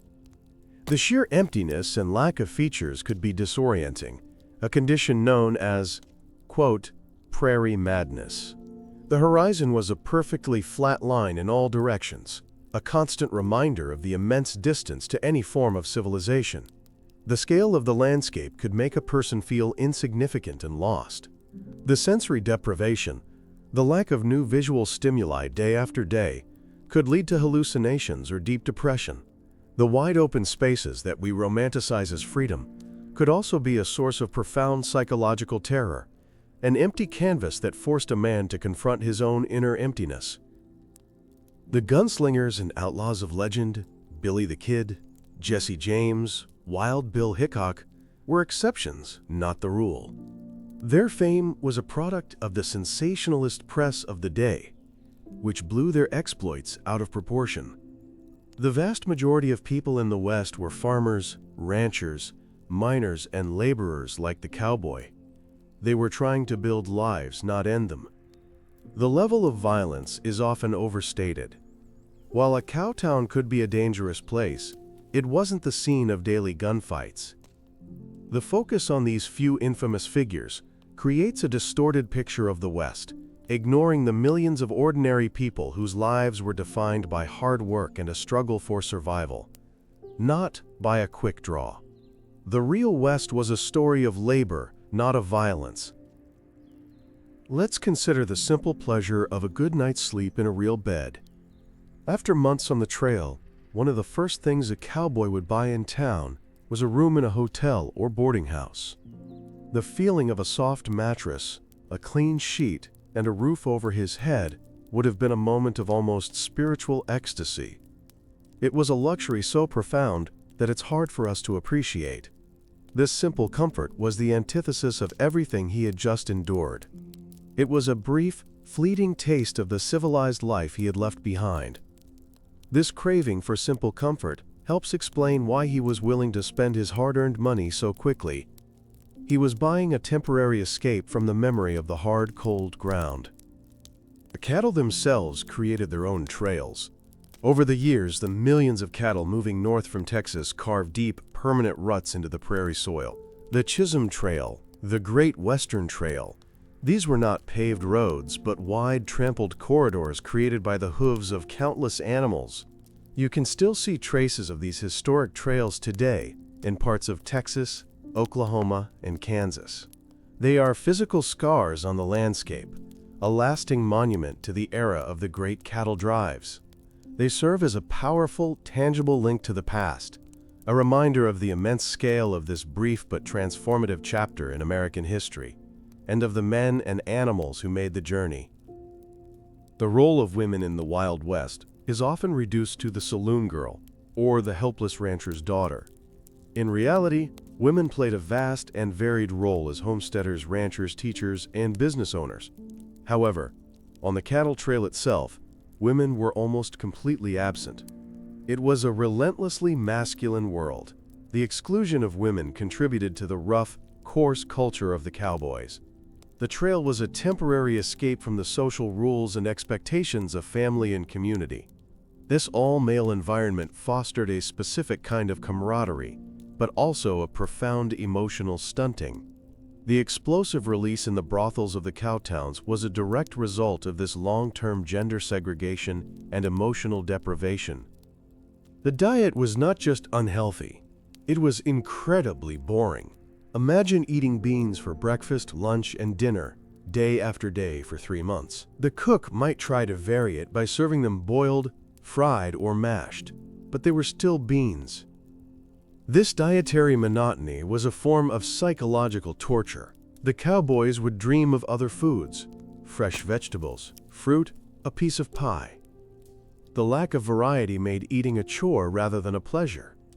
It was another way in which life was stripped down to its barest, most functional elements. The joy of a good meal, a simple pleasure that most people take for granted, was a luxury the cowboy on the trail did not have. Let's talk about the specific economics of a single cow. A steer might be bought in Texas for $4. After the long drive north, that same steer could be sold at a Kansas railhead for $40. This incredible tenfold increase in value was the engine that powered the entire cattle industry. The costs of the drive, the cowboys, wages, the food, the supplies, were a small fraction of this potential profit. The cattle baron who financed the drive was taking a risk, but the potential reward was enormous. The cowboy who took the greatest physical risks received the smallest share of the reward. It was a classic example of capital and labor, with the laborers being treated as a cheap, expendable resource in the pursuit of massive profits. The boots. A cowboy's boots were his most important piece of clothing after his hat.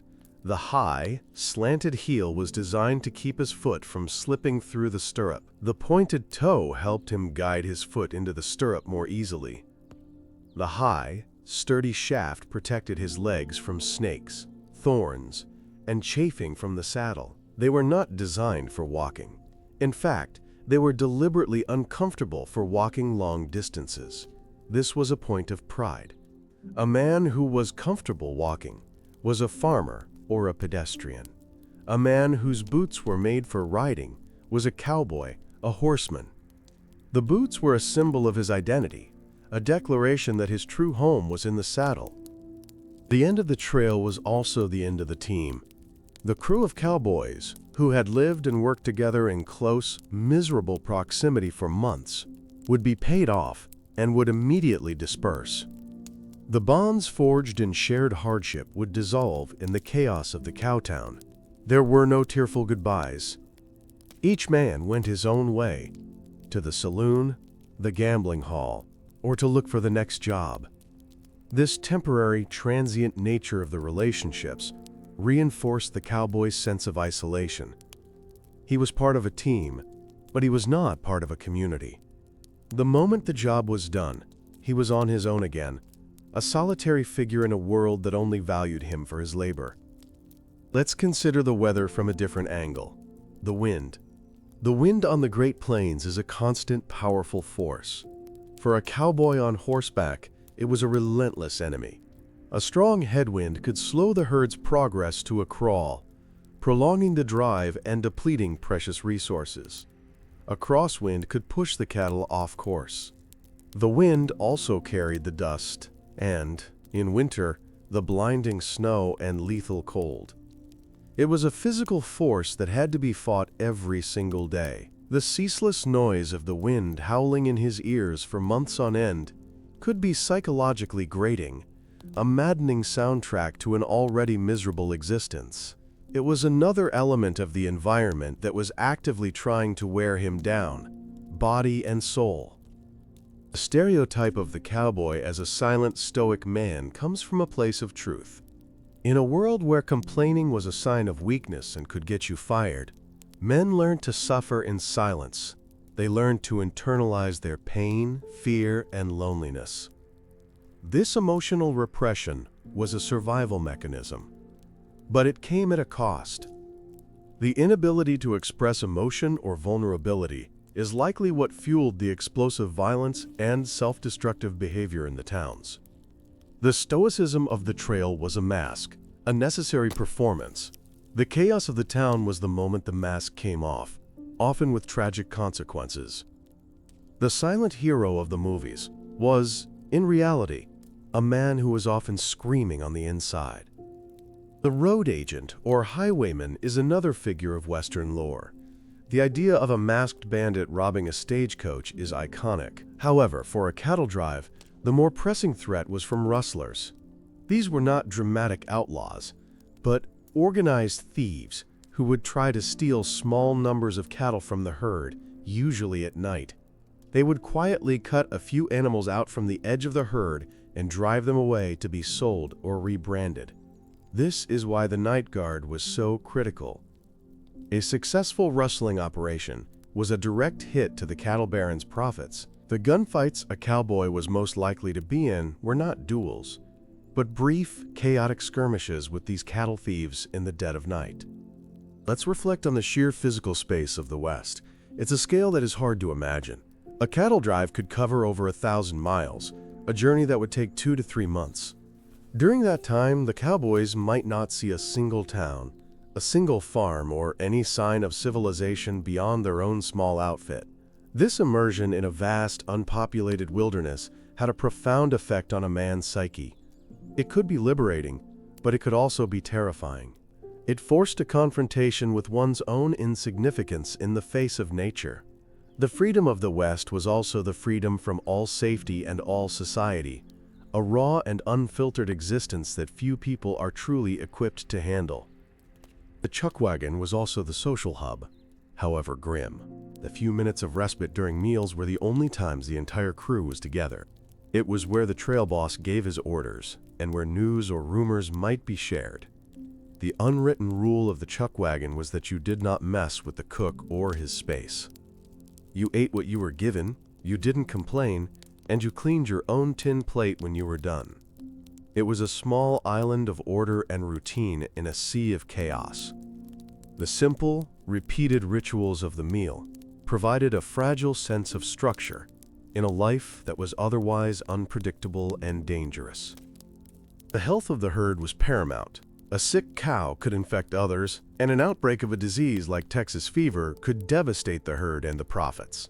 Cowboys had to be amateur veterinarians, constantly watching for signs of illness or injury. They had to be able to spot a limping animal, treat a wound, or pull a calf out of a mud bog. This required a deep, practical knowledge of animal husbandry. Their primary role was not as gunslingers, but as caretakers. Their job was to deliver as many healthy, heavy cattle to the market as possible. This focus on animal welfare was not born of compassion, but of cold, hard economics. A healthy cow was a valuable cow. The myth of the cowboy was largely written by people who never set foot on a cattle trail. Dime novelists in New York, like Ned Buntline, created heroic fictional characters like Buffalo Bill Cody, who bore little resemblance to the real men. These stories were cheap, sensationalist, and incredibly popular with an urban audience that craved escapism. They created a template for the heroic cowboy that was then picked up by Wild West shows and, later, by Hollywood. The real cowboy did not recognize himself in these stories. He was a laborer, not an adventurer. But the myth was more entertaining than the reality, and so it was the myth that endured, shaping our collective memory of the West. Let's think about the simple act of getting paid. It wasn't a direct deposit. At the end of the trail, the cowboy would line up, and the trail boss, or a representative from the cattle company, would pay him his wages in cash, usually gold and silver coins. Holding that money, the physical weight of it in his hands, after months of toil, was a powerful moment. It was the tangible proof of his survival and his labor. This physical reality of the cash made it feel both more valuable and, paradoxically, easier to spend. It wasn't an abstract number in a bank account. It was a pocket full of coins that could be immediately exchanged for the pleasures and relief offered by the cowtown. The legacy of the vaquero is crucial. Long before the American cowboy, the Hispanic horsemen of Mexico had developed the tools and techniques for managing large herds of cattle in the open country. The lariat, the branding iron, the high-horned saddle, the chaps, the boots, all of these were inherited from the vaquero tradition. The very culture of the roundup, or rodeo, was a direct descendant of their practices. The American cowboy was not an inventor, he was an inheritor and an adapter. To ignore the foundational role of the vaquero is to misunderstand the very origins of the cowboy and to participate in the erasure of Hispanic contributions to American history. The end of the trail was not always a wild party. For some cowboys, it was a moment of deep melancholy. The sudden end of the trail's rigid routine could be disorienting. The friendships, however temporary, were dissolved. The sense of purpose, however grim, was gone. After months of intense focus on a single goal, the cowboy was suddenly adrift. This feeling of aimlessness could be as difficult to handle as the hardships of the trail itself. For some, the quickest way to deal with this existential void was to sign on for another drive, choosing the familiar misery of the trail over the unsettling freedom of the town. Let's consider the impact on the environment one more time. The millions of cattle driven north had a profound and lasting impact on the Great Plains. Their hooves compacted the soil, and their grazing destroyed the native tall grasses that held the soil in place. This, combined with the later plowing of the plains for farming, contributed to the ecological disaster of the Dust Bowl a few decades later. The cowboy was the frontline soldier in a massive agricultural enterprise that fundamentally reshaped the American landscape. He was an integral part of a story of ecological transformation, a story whose consequences we are still dealing with today. The average age of a cowboy on a long drive was around 24. These were young men, often little more than boys, drawn to the life by a promise of adventure or a lack of other options. Their youth made them resilient, but also reckless. They had the physical stamina to endure the hardships, but lacked the life experience to manage their money or avoid the dangers of the town. The image of the craggy, older cowboy is largely a cinematic creation. The reality was a profession that consumed its young, taking their strength and health and often giving little in return. It was a brutal rite of passage from which many did not emerge unscathed. The simple act of drinking water was a constant concern. A trail boss had to know the location of every river, creek, and spring along the route. A dry drive was the most feared scenario, a stretch of 60 miles or more with no water source. On these stretches, the cattle would become desperate, their tongues swelling from thirst. They could smell water from miles away and would often stampede toward it in a mad rush, trampling anything in their path. The men suffered just as much, their bodies racked by dehydration under the relentless sun.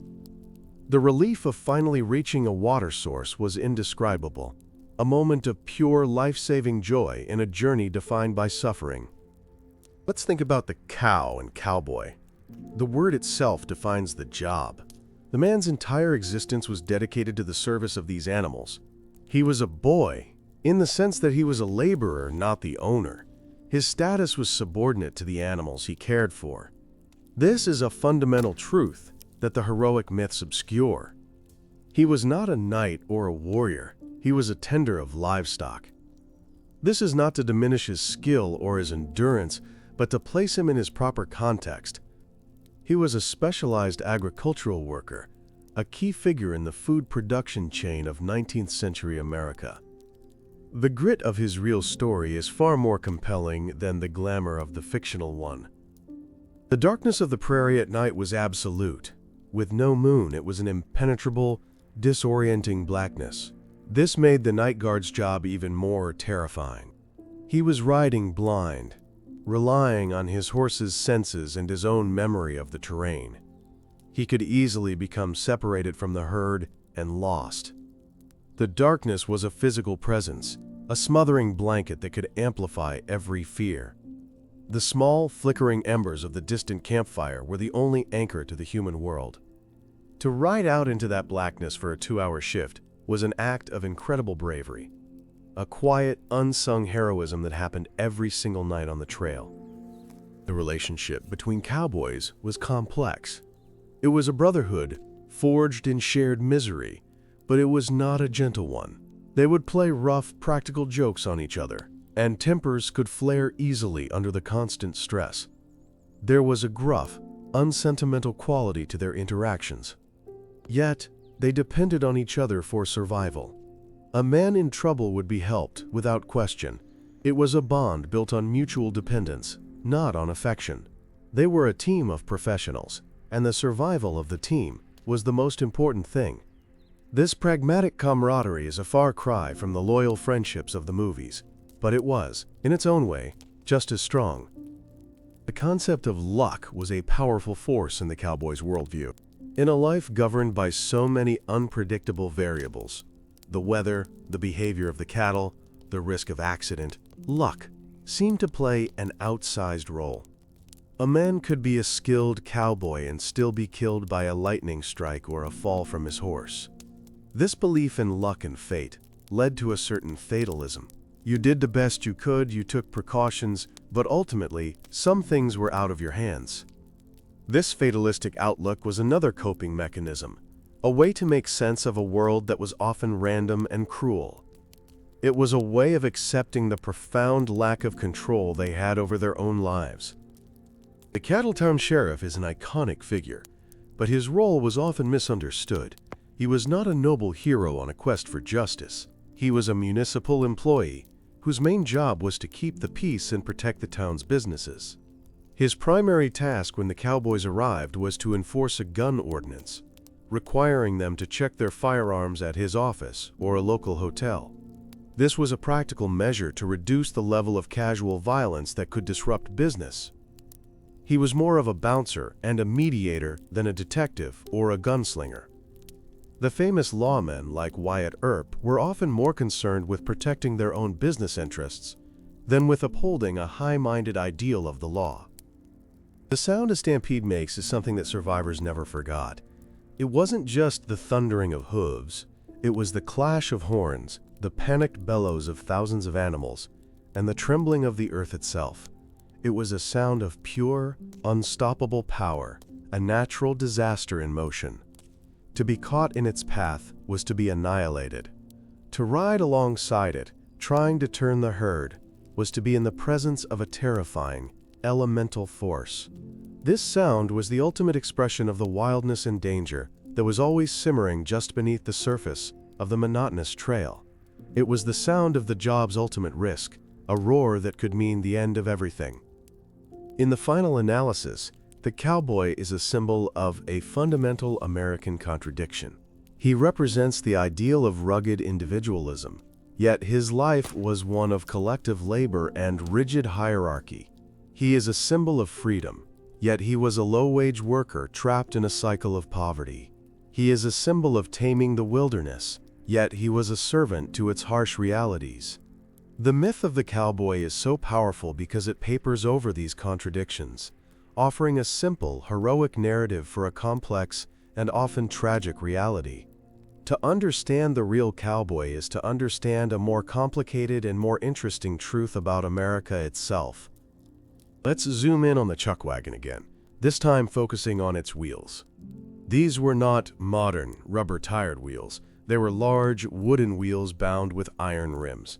On the dry, hard-packed earth of the prairie, they held up reasonably well, but the ride would have been jarring and brutal. Every rock and rut would send a shock through the wagon's frame. If a wheel broke, it was a major disaster. The driver would have to have the skills of a carpenter and a blacksmith to repair it, often in the middle of nowhere, using whatever tools and spare parts he had on hand. The entire drive would grind to a halt, vulnerable and exposed, until the wagon, their lifeline, was mobile again. The simple, humble wheel was a critical point of failure. The concept of personal space was a luxury the cowboy did not have. At night, men would sleep close together for warmth and security. Around the campfire, they would be crowded in a tight circle. On the trail, they were in constant, close proximity. This lack of privacy, combined with the rough conditions and frayed nerves, could make tensions run high. A man's only private space was in his own head. This constant, forced intimacy with a group of strangers was another psychological stressor. The romantic idea of the lone rider enjoying his solitude is a fantasy. The reality was a near-total lack of privacy for months on end. Let's consider the specific skill of reading cattle. An experienced cowboy could understand the mood of the herd just by looking at it. He could tell if they were calm, restless, thirsty, or on the verge of spooking. He could spot a sick animal from a distance. He learned to read their subtle body language, the way they held their heads, the flick of a tail, the look in their eyes. This was not a mystical ability. It was a deep, practical knowledge gained through thousands of hours of observation. It was a crucial skill for preventing stampedes and maintaining the health of the herd. This cow sense was one of the most respected and valuable traits a trailhand could possess. The end of the trail in a town like Dodge City was a sensory explosion. After months of seeing nothing but brown grass and blue sky, and hearing nothing but wind and cattle, the town was an overwhelming assault on the senses.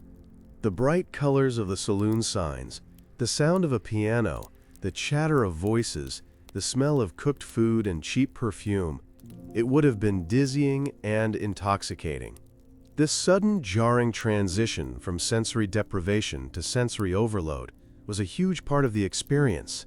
It was disorienting and exhilarating, and it contributed to the feeling that the cowboy had stepped into another world, a world where the normal rules of the trail no longer applied. The stories cowboys told each other were often tall tales. These were exaggerated, humorous stories of incredible feats or outlandish events.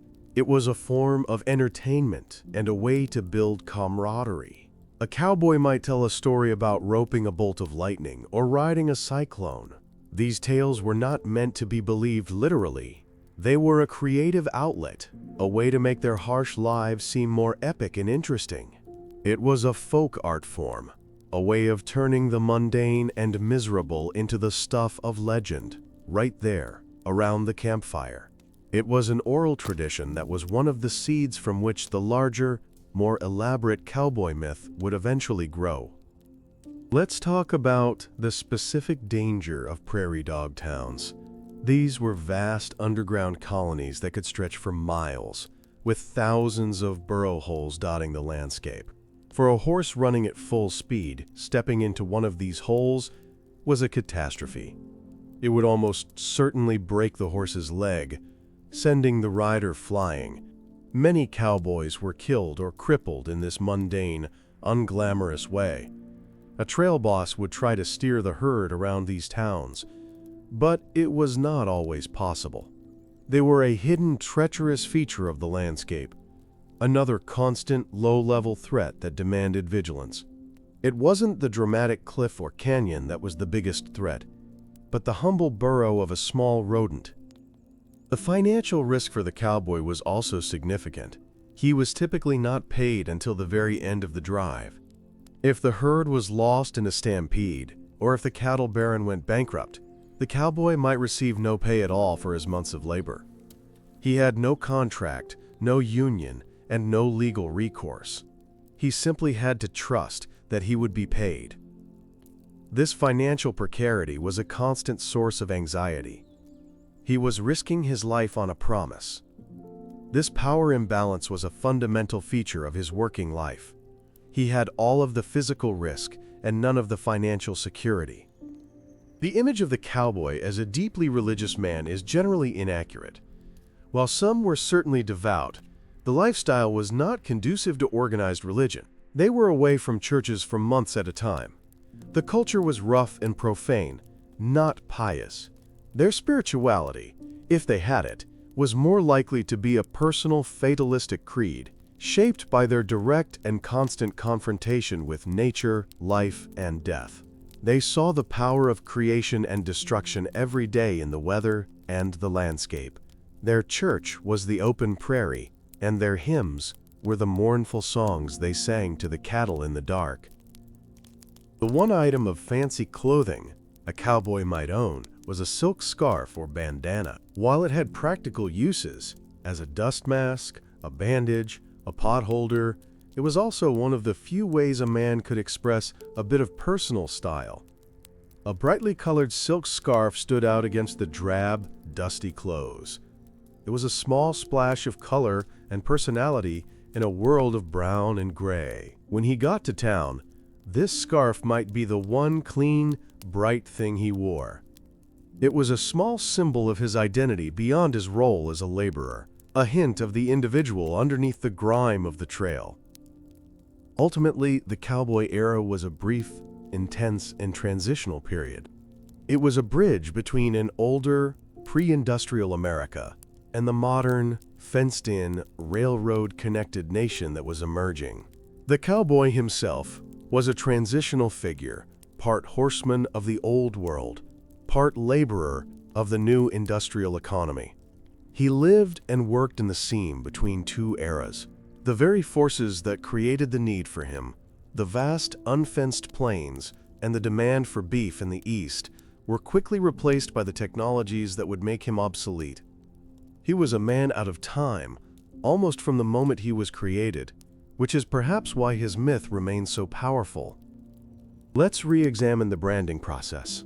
After a calf was roped and wrestled to the ground, several things happened at once in a whirlwind of dust and noise. One cowboy would apply the hot iron brand, creating the mark of ownership. Another might use a knife to cut a specific notch or earmark in the calf's ear, another form of identification. And, most brutally, if the calf was a male, it would be castrated on the spot. This was done to make the steers more docile and to improve the quality of the meat.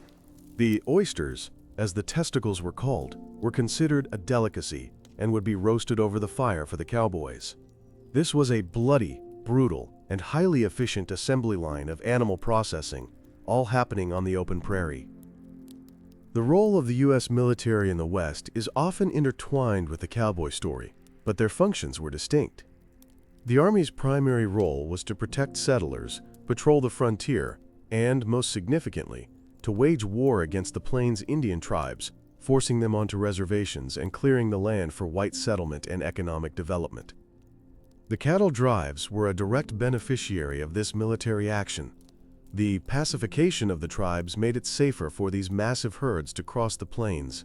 The cowboy was not a soldier, but his profession could not have existed on such a large scale without the violent groundwork laid by the U.S. Army. He was a civilian operating in a space created by military conquest. The dime novel cowboy was a superhero. He was always an expert shot, a master horseman, and a man of unimpeachable moral character. He spoke in long, articulate sentences and always had a clever plan. This fictional creation was designed to appeal to young, urban readers. The reality was a man who was often uneducated, sometimes illiterate, whose grammar was poor, and whose solutions were practical, not heroic. The dime novel hero was clean, noble, and victorious. The real cowboy was dirty, exhausted, and just trying to survive. The gap between the fiction and the reality is a vast canyon, and it is in that canyon that the true story of the West lies. Let's consider the impact of the railroad more directly. The railroad was both the creator and the destroyer of the long-distance cattle drive. The expansion of rail lines into Texas and the West meant that cattle no longer needed to be walked 1,000 miles to market. They could be loaded onto cattle cars much closer to where they were raised. This was far more efficient and less risky than the trail drive. By the late 1880s, the railroad had made the great drives obsolete. The iron horse had defeated the cowboy's steed. The very technology that created the demand for the cowboy's services ultimately made his unique and difficult profession redundant. The cowboy's sense of direction was a finely honed skill. He navigated a featureless landscape by paying attention to the smallest details. He knew the direction of the prevailing winds. He could read the angle of the sun. He understood how the vegetation changed with the terrain. He had a mental map of the stars. This was a form of natural navigation that has been almost completely lost in the modern world. It was an intimate, deeply ingrained knowledge of his environment. This skill was not just for big-picture navigation. It was also for finding his way back to camp in the dark or tracking a lost animal. It was a quiet, essential intelligence that was critical for survival. The social life in a cow town was fleeting. A cowboy might make a friend for a night at a saloon, but these relationships were as transient as the money in his pocket. The population of the town was in constant flux, with new crews of cowboys arriving and departing every few weeks. There was little sense of community. It was a place of strangers, all seeking a temporary escape or a quick profit. This anonymity could be liberating, but it also fostered a sense of lawlessness and detachment. A man could get away with things in Dodge City that he could never get away with in his hometown. This transient, anonymous nature is what made the cowtown so volatile and dangerous. Let's talk about the specific danger of a dry thunderstorm. This is a storm that produces lightning and thunder but little or no rain. In the arid West, these were incredibly dangerous. A lightning strike from a dry storm was a major cause of prairie fires. The cowboys would watch the sky with a sense of dread as these storms approached. They brought all of the danger of a regular thunderstorm, the risk of a lightning strike, the terror that could spook the herd, with none of the benefit of the life-giving rain. It was a purely destructive force of nature, a cruel joke played by the prairie sky, and another source of constant anxiety for the men on the trail. The physical appearance of a real cowboy would likely be shocking to a modern observer. He would be incredibly lean, with a sun-beaten, leathery face that made him look much older than his actual years. His eyes would be perpetually squinting from the sun. His clothes would be filthy, faded, and patched. He would likely be missing teeth. He would move with the stiff-legged gait of a man who was far more comfortable on a horse than on his own 2 feet. He would not be the tall, handsome, clean-shaven hero of the screen. He would be a portrait of hardship, a man whose body was a roadmap of the brutal life he had lived. The one moment of true creative expression for many cowboys was in the gear they chose, particularly the saddle. While the basic design was functional, a cowboy could order a custom saddle with elaborate, hand-tooled leather carvings. These intricate, floral, or geometric patterns were a source of immense pride. It was a way to personalize his most important tool, to make it a work of art as well as a piece of equipment. This was one of the few areas where he could exercise choice and aesthetic judgment. A beautifully tooled saddle was a status symbol, a sign that its owner was a serious, professional horseman who respected his craft. The end of a cowboy's life was often as unglamorous as his work. With no family, no savings, and a body broken by years of hard labor, many old cowboys ended their days in poverty. Some ended up in county poor farms or as drifters. There was no social safety net. The society that had been built on their labor had little use for them once they were no longer able to work. The image of the cowboy riding off into the sunset is a poetic lie. The more common ending was a slow fade into obscurity and a lonely death, buried in an unmarked grave. It was a tragic final chapter for the men who had become the symbols of American freedom and adventure. Let's consider the specific skill of using a lariat from the back of a horse. The horse had to be an active partner in this process. A good cutting horse had what was called cow sense. It could anticipate a cow's movements, turning on a dime to keep the animal from rejoining the herd. When the cowboy threw his rope, the horse had to be ready to brace for the shock of the roped animal hitting the end of the line. The horse would plant its feet and lean back, acting as an anchor. This was a highly advanced form of teamwork between man and animal, a ballet of skill and instinct that took years to perfect. It was the pinnacle of the cowboy's craft. The food they ate was often cooked in a single pot. The Dutch oven was the workhorse of the chuckwagon kitchen. It was a heavy cast-iron pot with a flat lid, so coals could be heaped on top as well as underneath, creating a true oven. The cook would bake his sourdough biscuits in it, simmer the endless stews, and boil the coffee. This one-pot cooking method was practical and efficient, but it also meant that many of the meals were a homogeneous slurry of ingredients. The flavors would all blend together. It was another small detail that contributed to the overall monotony of the diet. The Dutch oven was a symbol of the trail's culinary reality: simple, functional, and repetitive. Let's think about the world from the perspective of the cattle. They were driven from their home range, forced to march 1,000 miles through a hostile environment. They faced predators, storms, thirst, and the constant harassment of the cowboys. They were branded with hot irons, and many were castrated. At the end of their journey, they were herded into claustrophobic cattle cars and shipped to a terrifying, noisy slaughterhouse. From the animal's point of view, the entire process was a long, brutal ordeal that ended in death.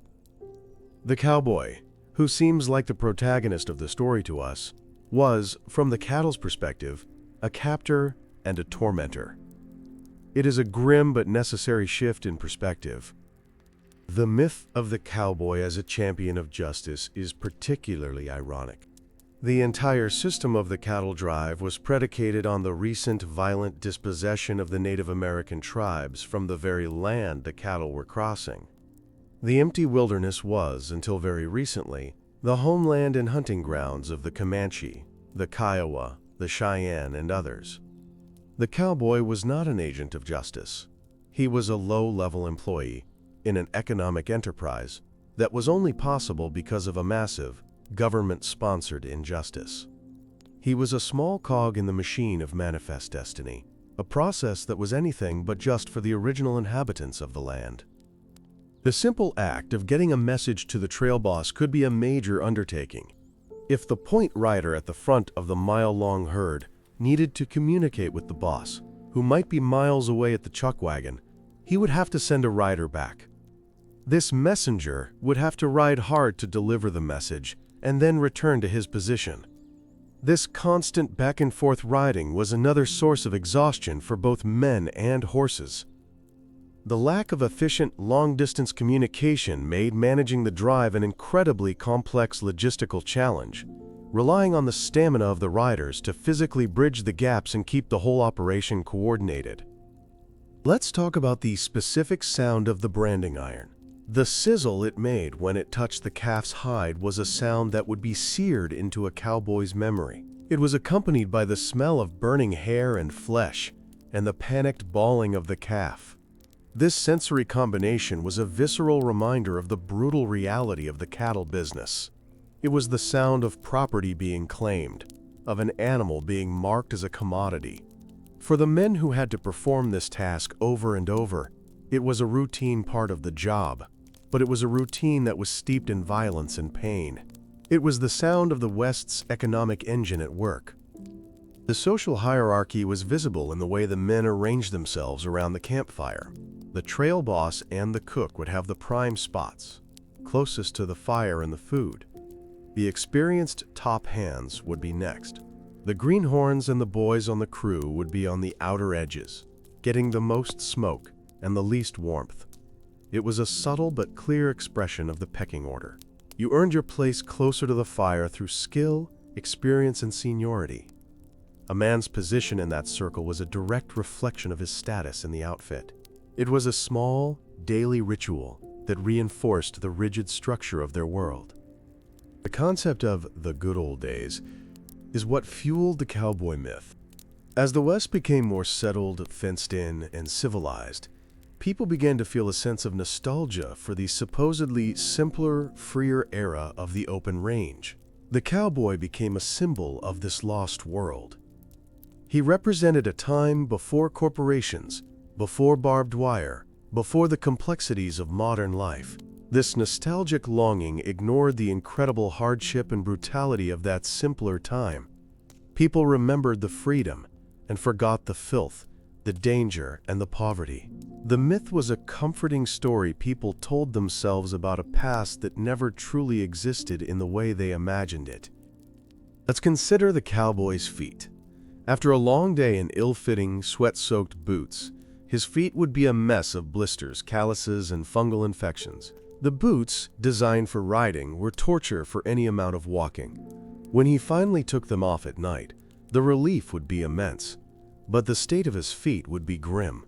This constant, low-level pain was another part of the daily grind. The idea of a hero is hard to maintain when you are hobbled by your own footwear. It's a small, undignified detail, but it's a powerful reminder of the pervasive physical discomfort that was the cowboy's constant companion. The end of the cattle drive era did not mean the end of the cowboy. It meant his transformation. He evolved from a long-distance drover into a ranch hand. His work became more stationary, focused on mending fences, managing smaller herds, and growing hay for the winter. The epic journeys were over, but the hard, physical labor remained. This new kind of cowboy was less of a drifter and more of a settled laborer. He was still a man of the horse and the open country, but his world had shrunk. It was a less romantic, but perhaps more stable existence. The modern rancher is the direct descendant of this second generation of cowboys. The humor of the cowboys was often dark and sarcastic. It was a gallows humor, born of constant exposure to hardship and death. They would make grim jokes about the terrible food, the dangerous work, and the low pay. This was not a sign of cruelty, it was a coping mechanism. By laughing at their own misery, they could gain a small sense of control over it. It was a way of facing the absurdity of their situation without falling into despair. This cynical, world-weary humor was a core part of the cowboy's psychological armor, a way to keep the soul-crushing reality of the job at bay for one more day. Let's think about the specific weight of the gear. A Western saddle could weigh 40 pounds or more.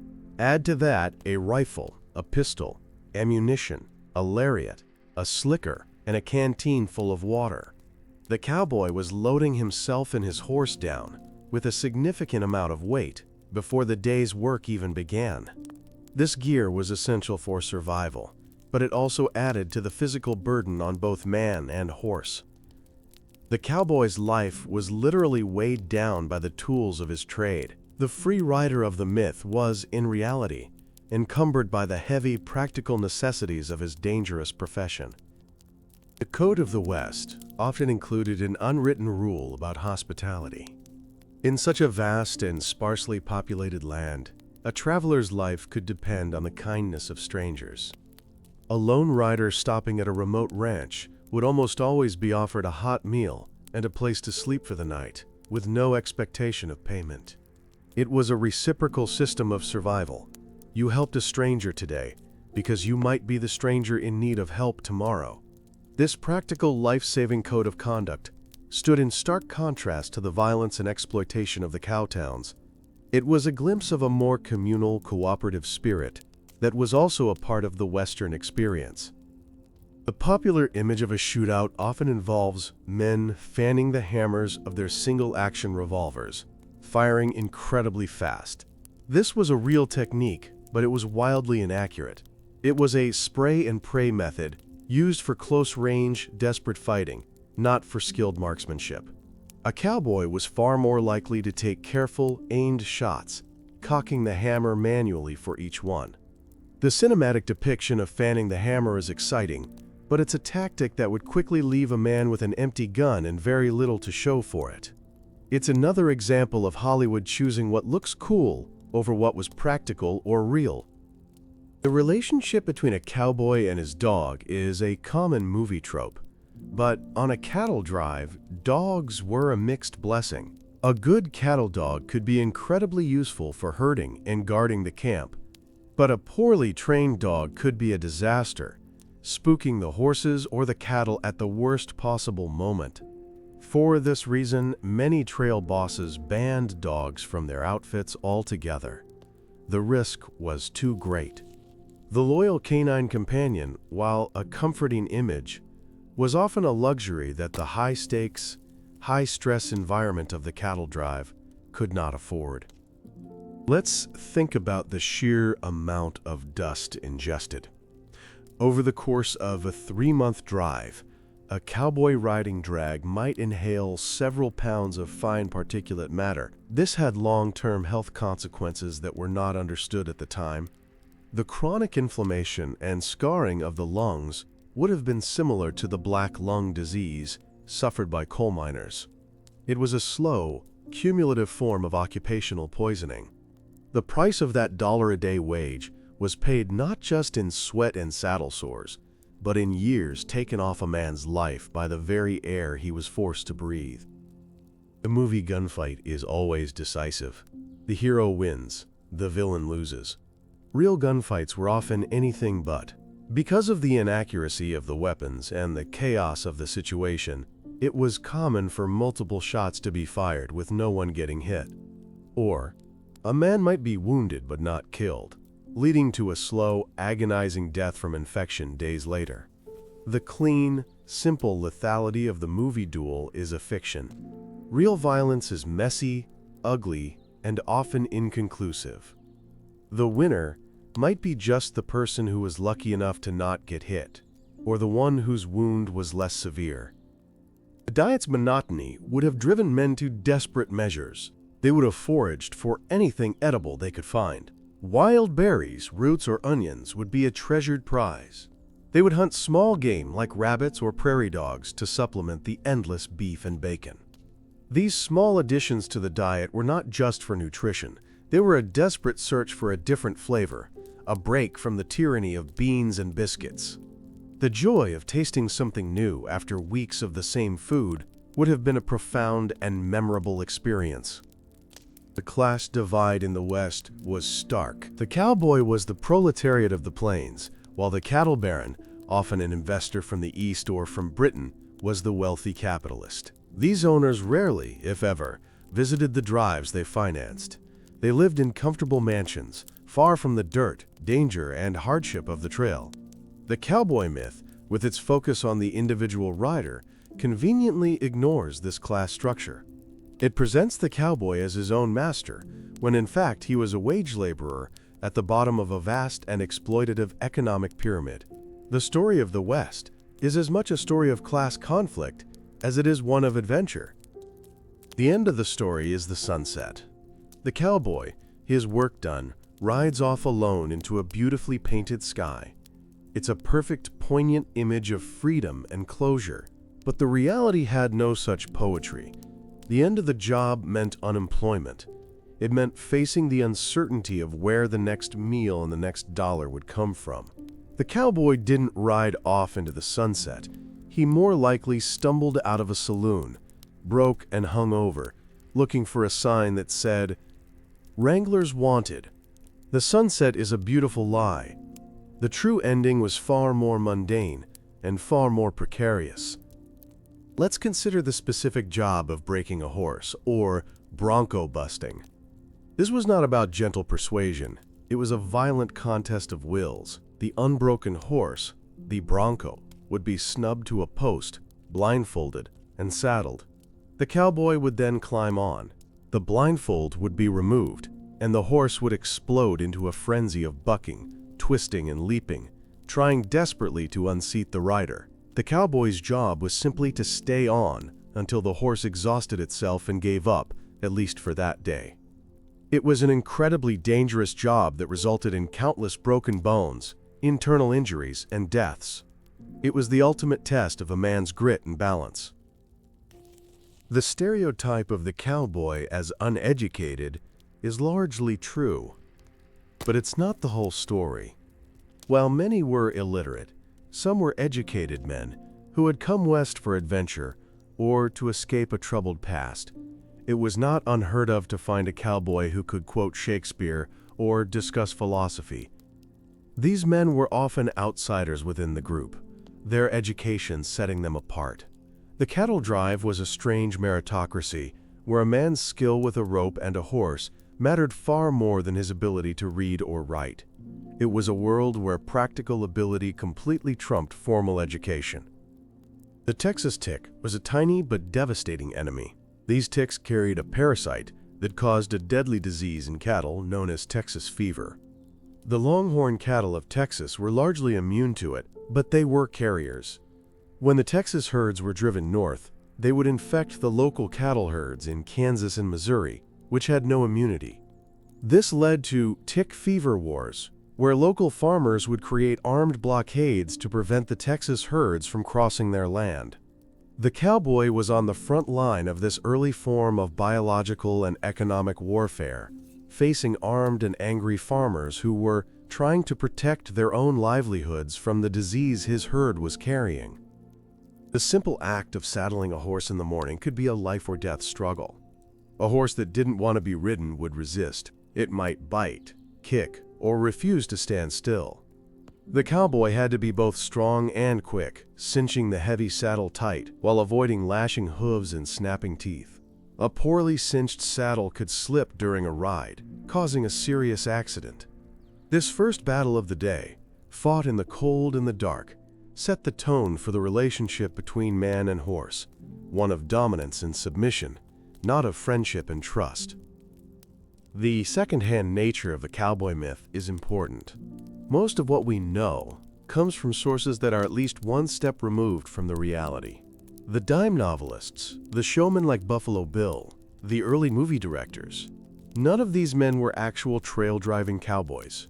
They were storytellers, entertainers, and businessmen who recognized a good story when they saw one. They took the raw materials of the cowboy's life and polished them, simplified them, and exaggerated them to create a product that would sell. The real cowboy rarely had a voice in the creation of his own legend. He was the silent subject of a story told by others.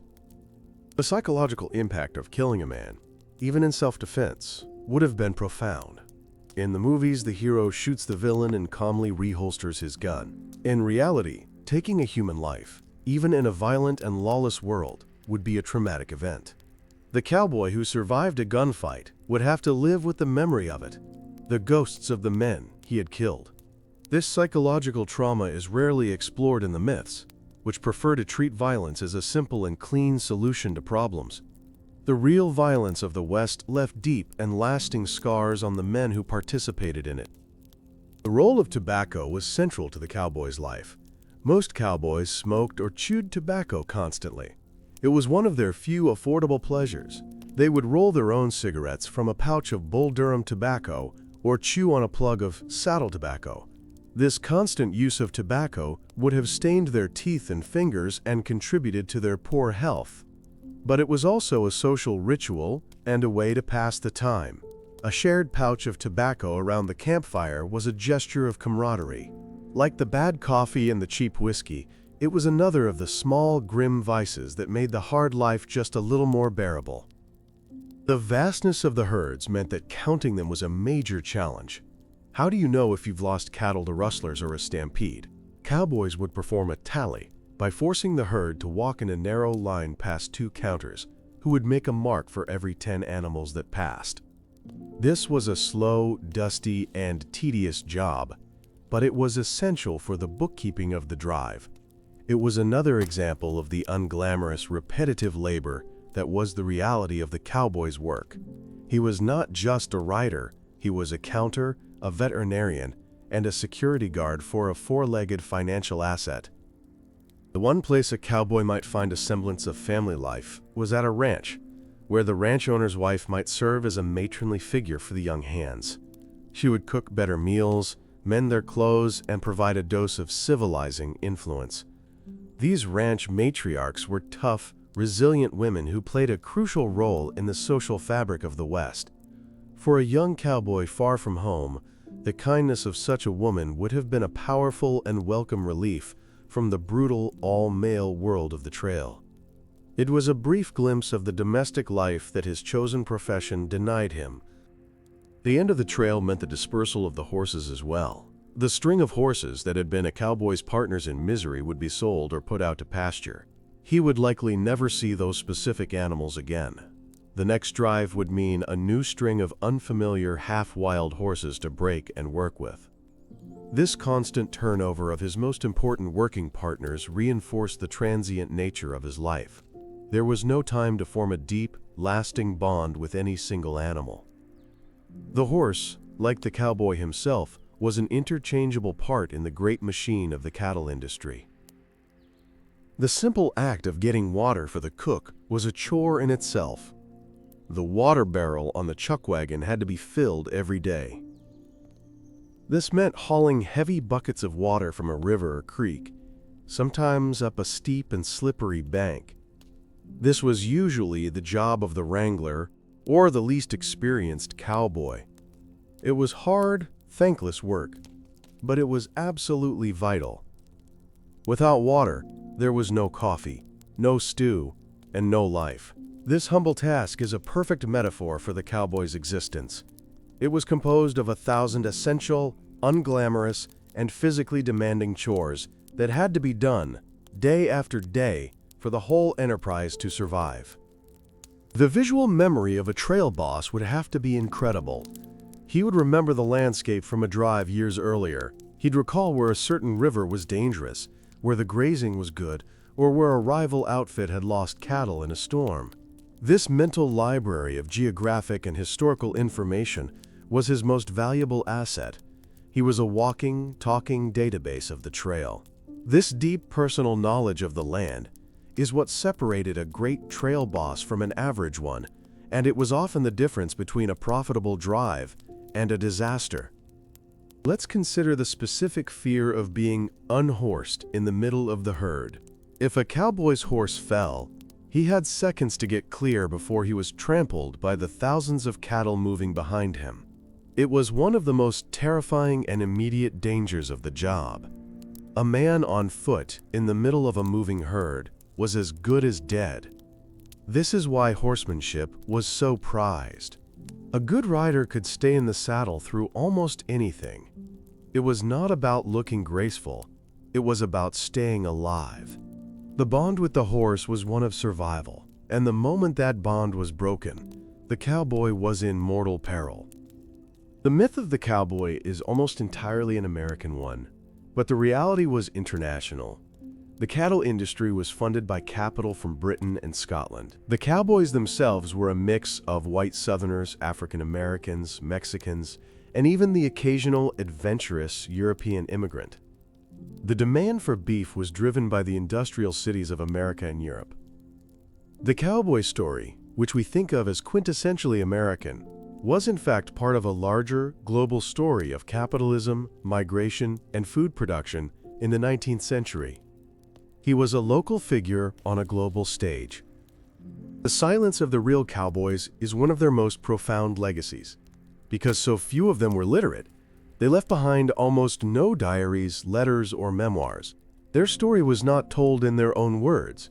It was told for them, by others who had agendas of their own. We have to reconstruct their reality from a handful of accounts, from the physical evidence of the trails, and from the business records of the cattle companies.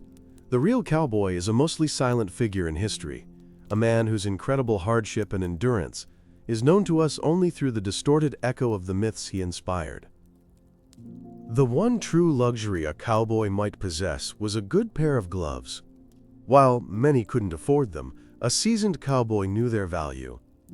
Made of soft, durable buckskin, they protected his hands from rope burns, splinters, and the biting cold. They allowed him to do his job with more efficiency and less pain. A pair of gloves was a sign of a professional, a man who invested in his tools and took his work seriously. In a life stripped of almost all comfort and luxury, a simple pair of gloves was a treasured and intensely practical possession. The idea of a fair fight was a concept that had little place on the frontier. Survival was the goal, not adherence to a chivalrous code.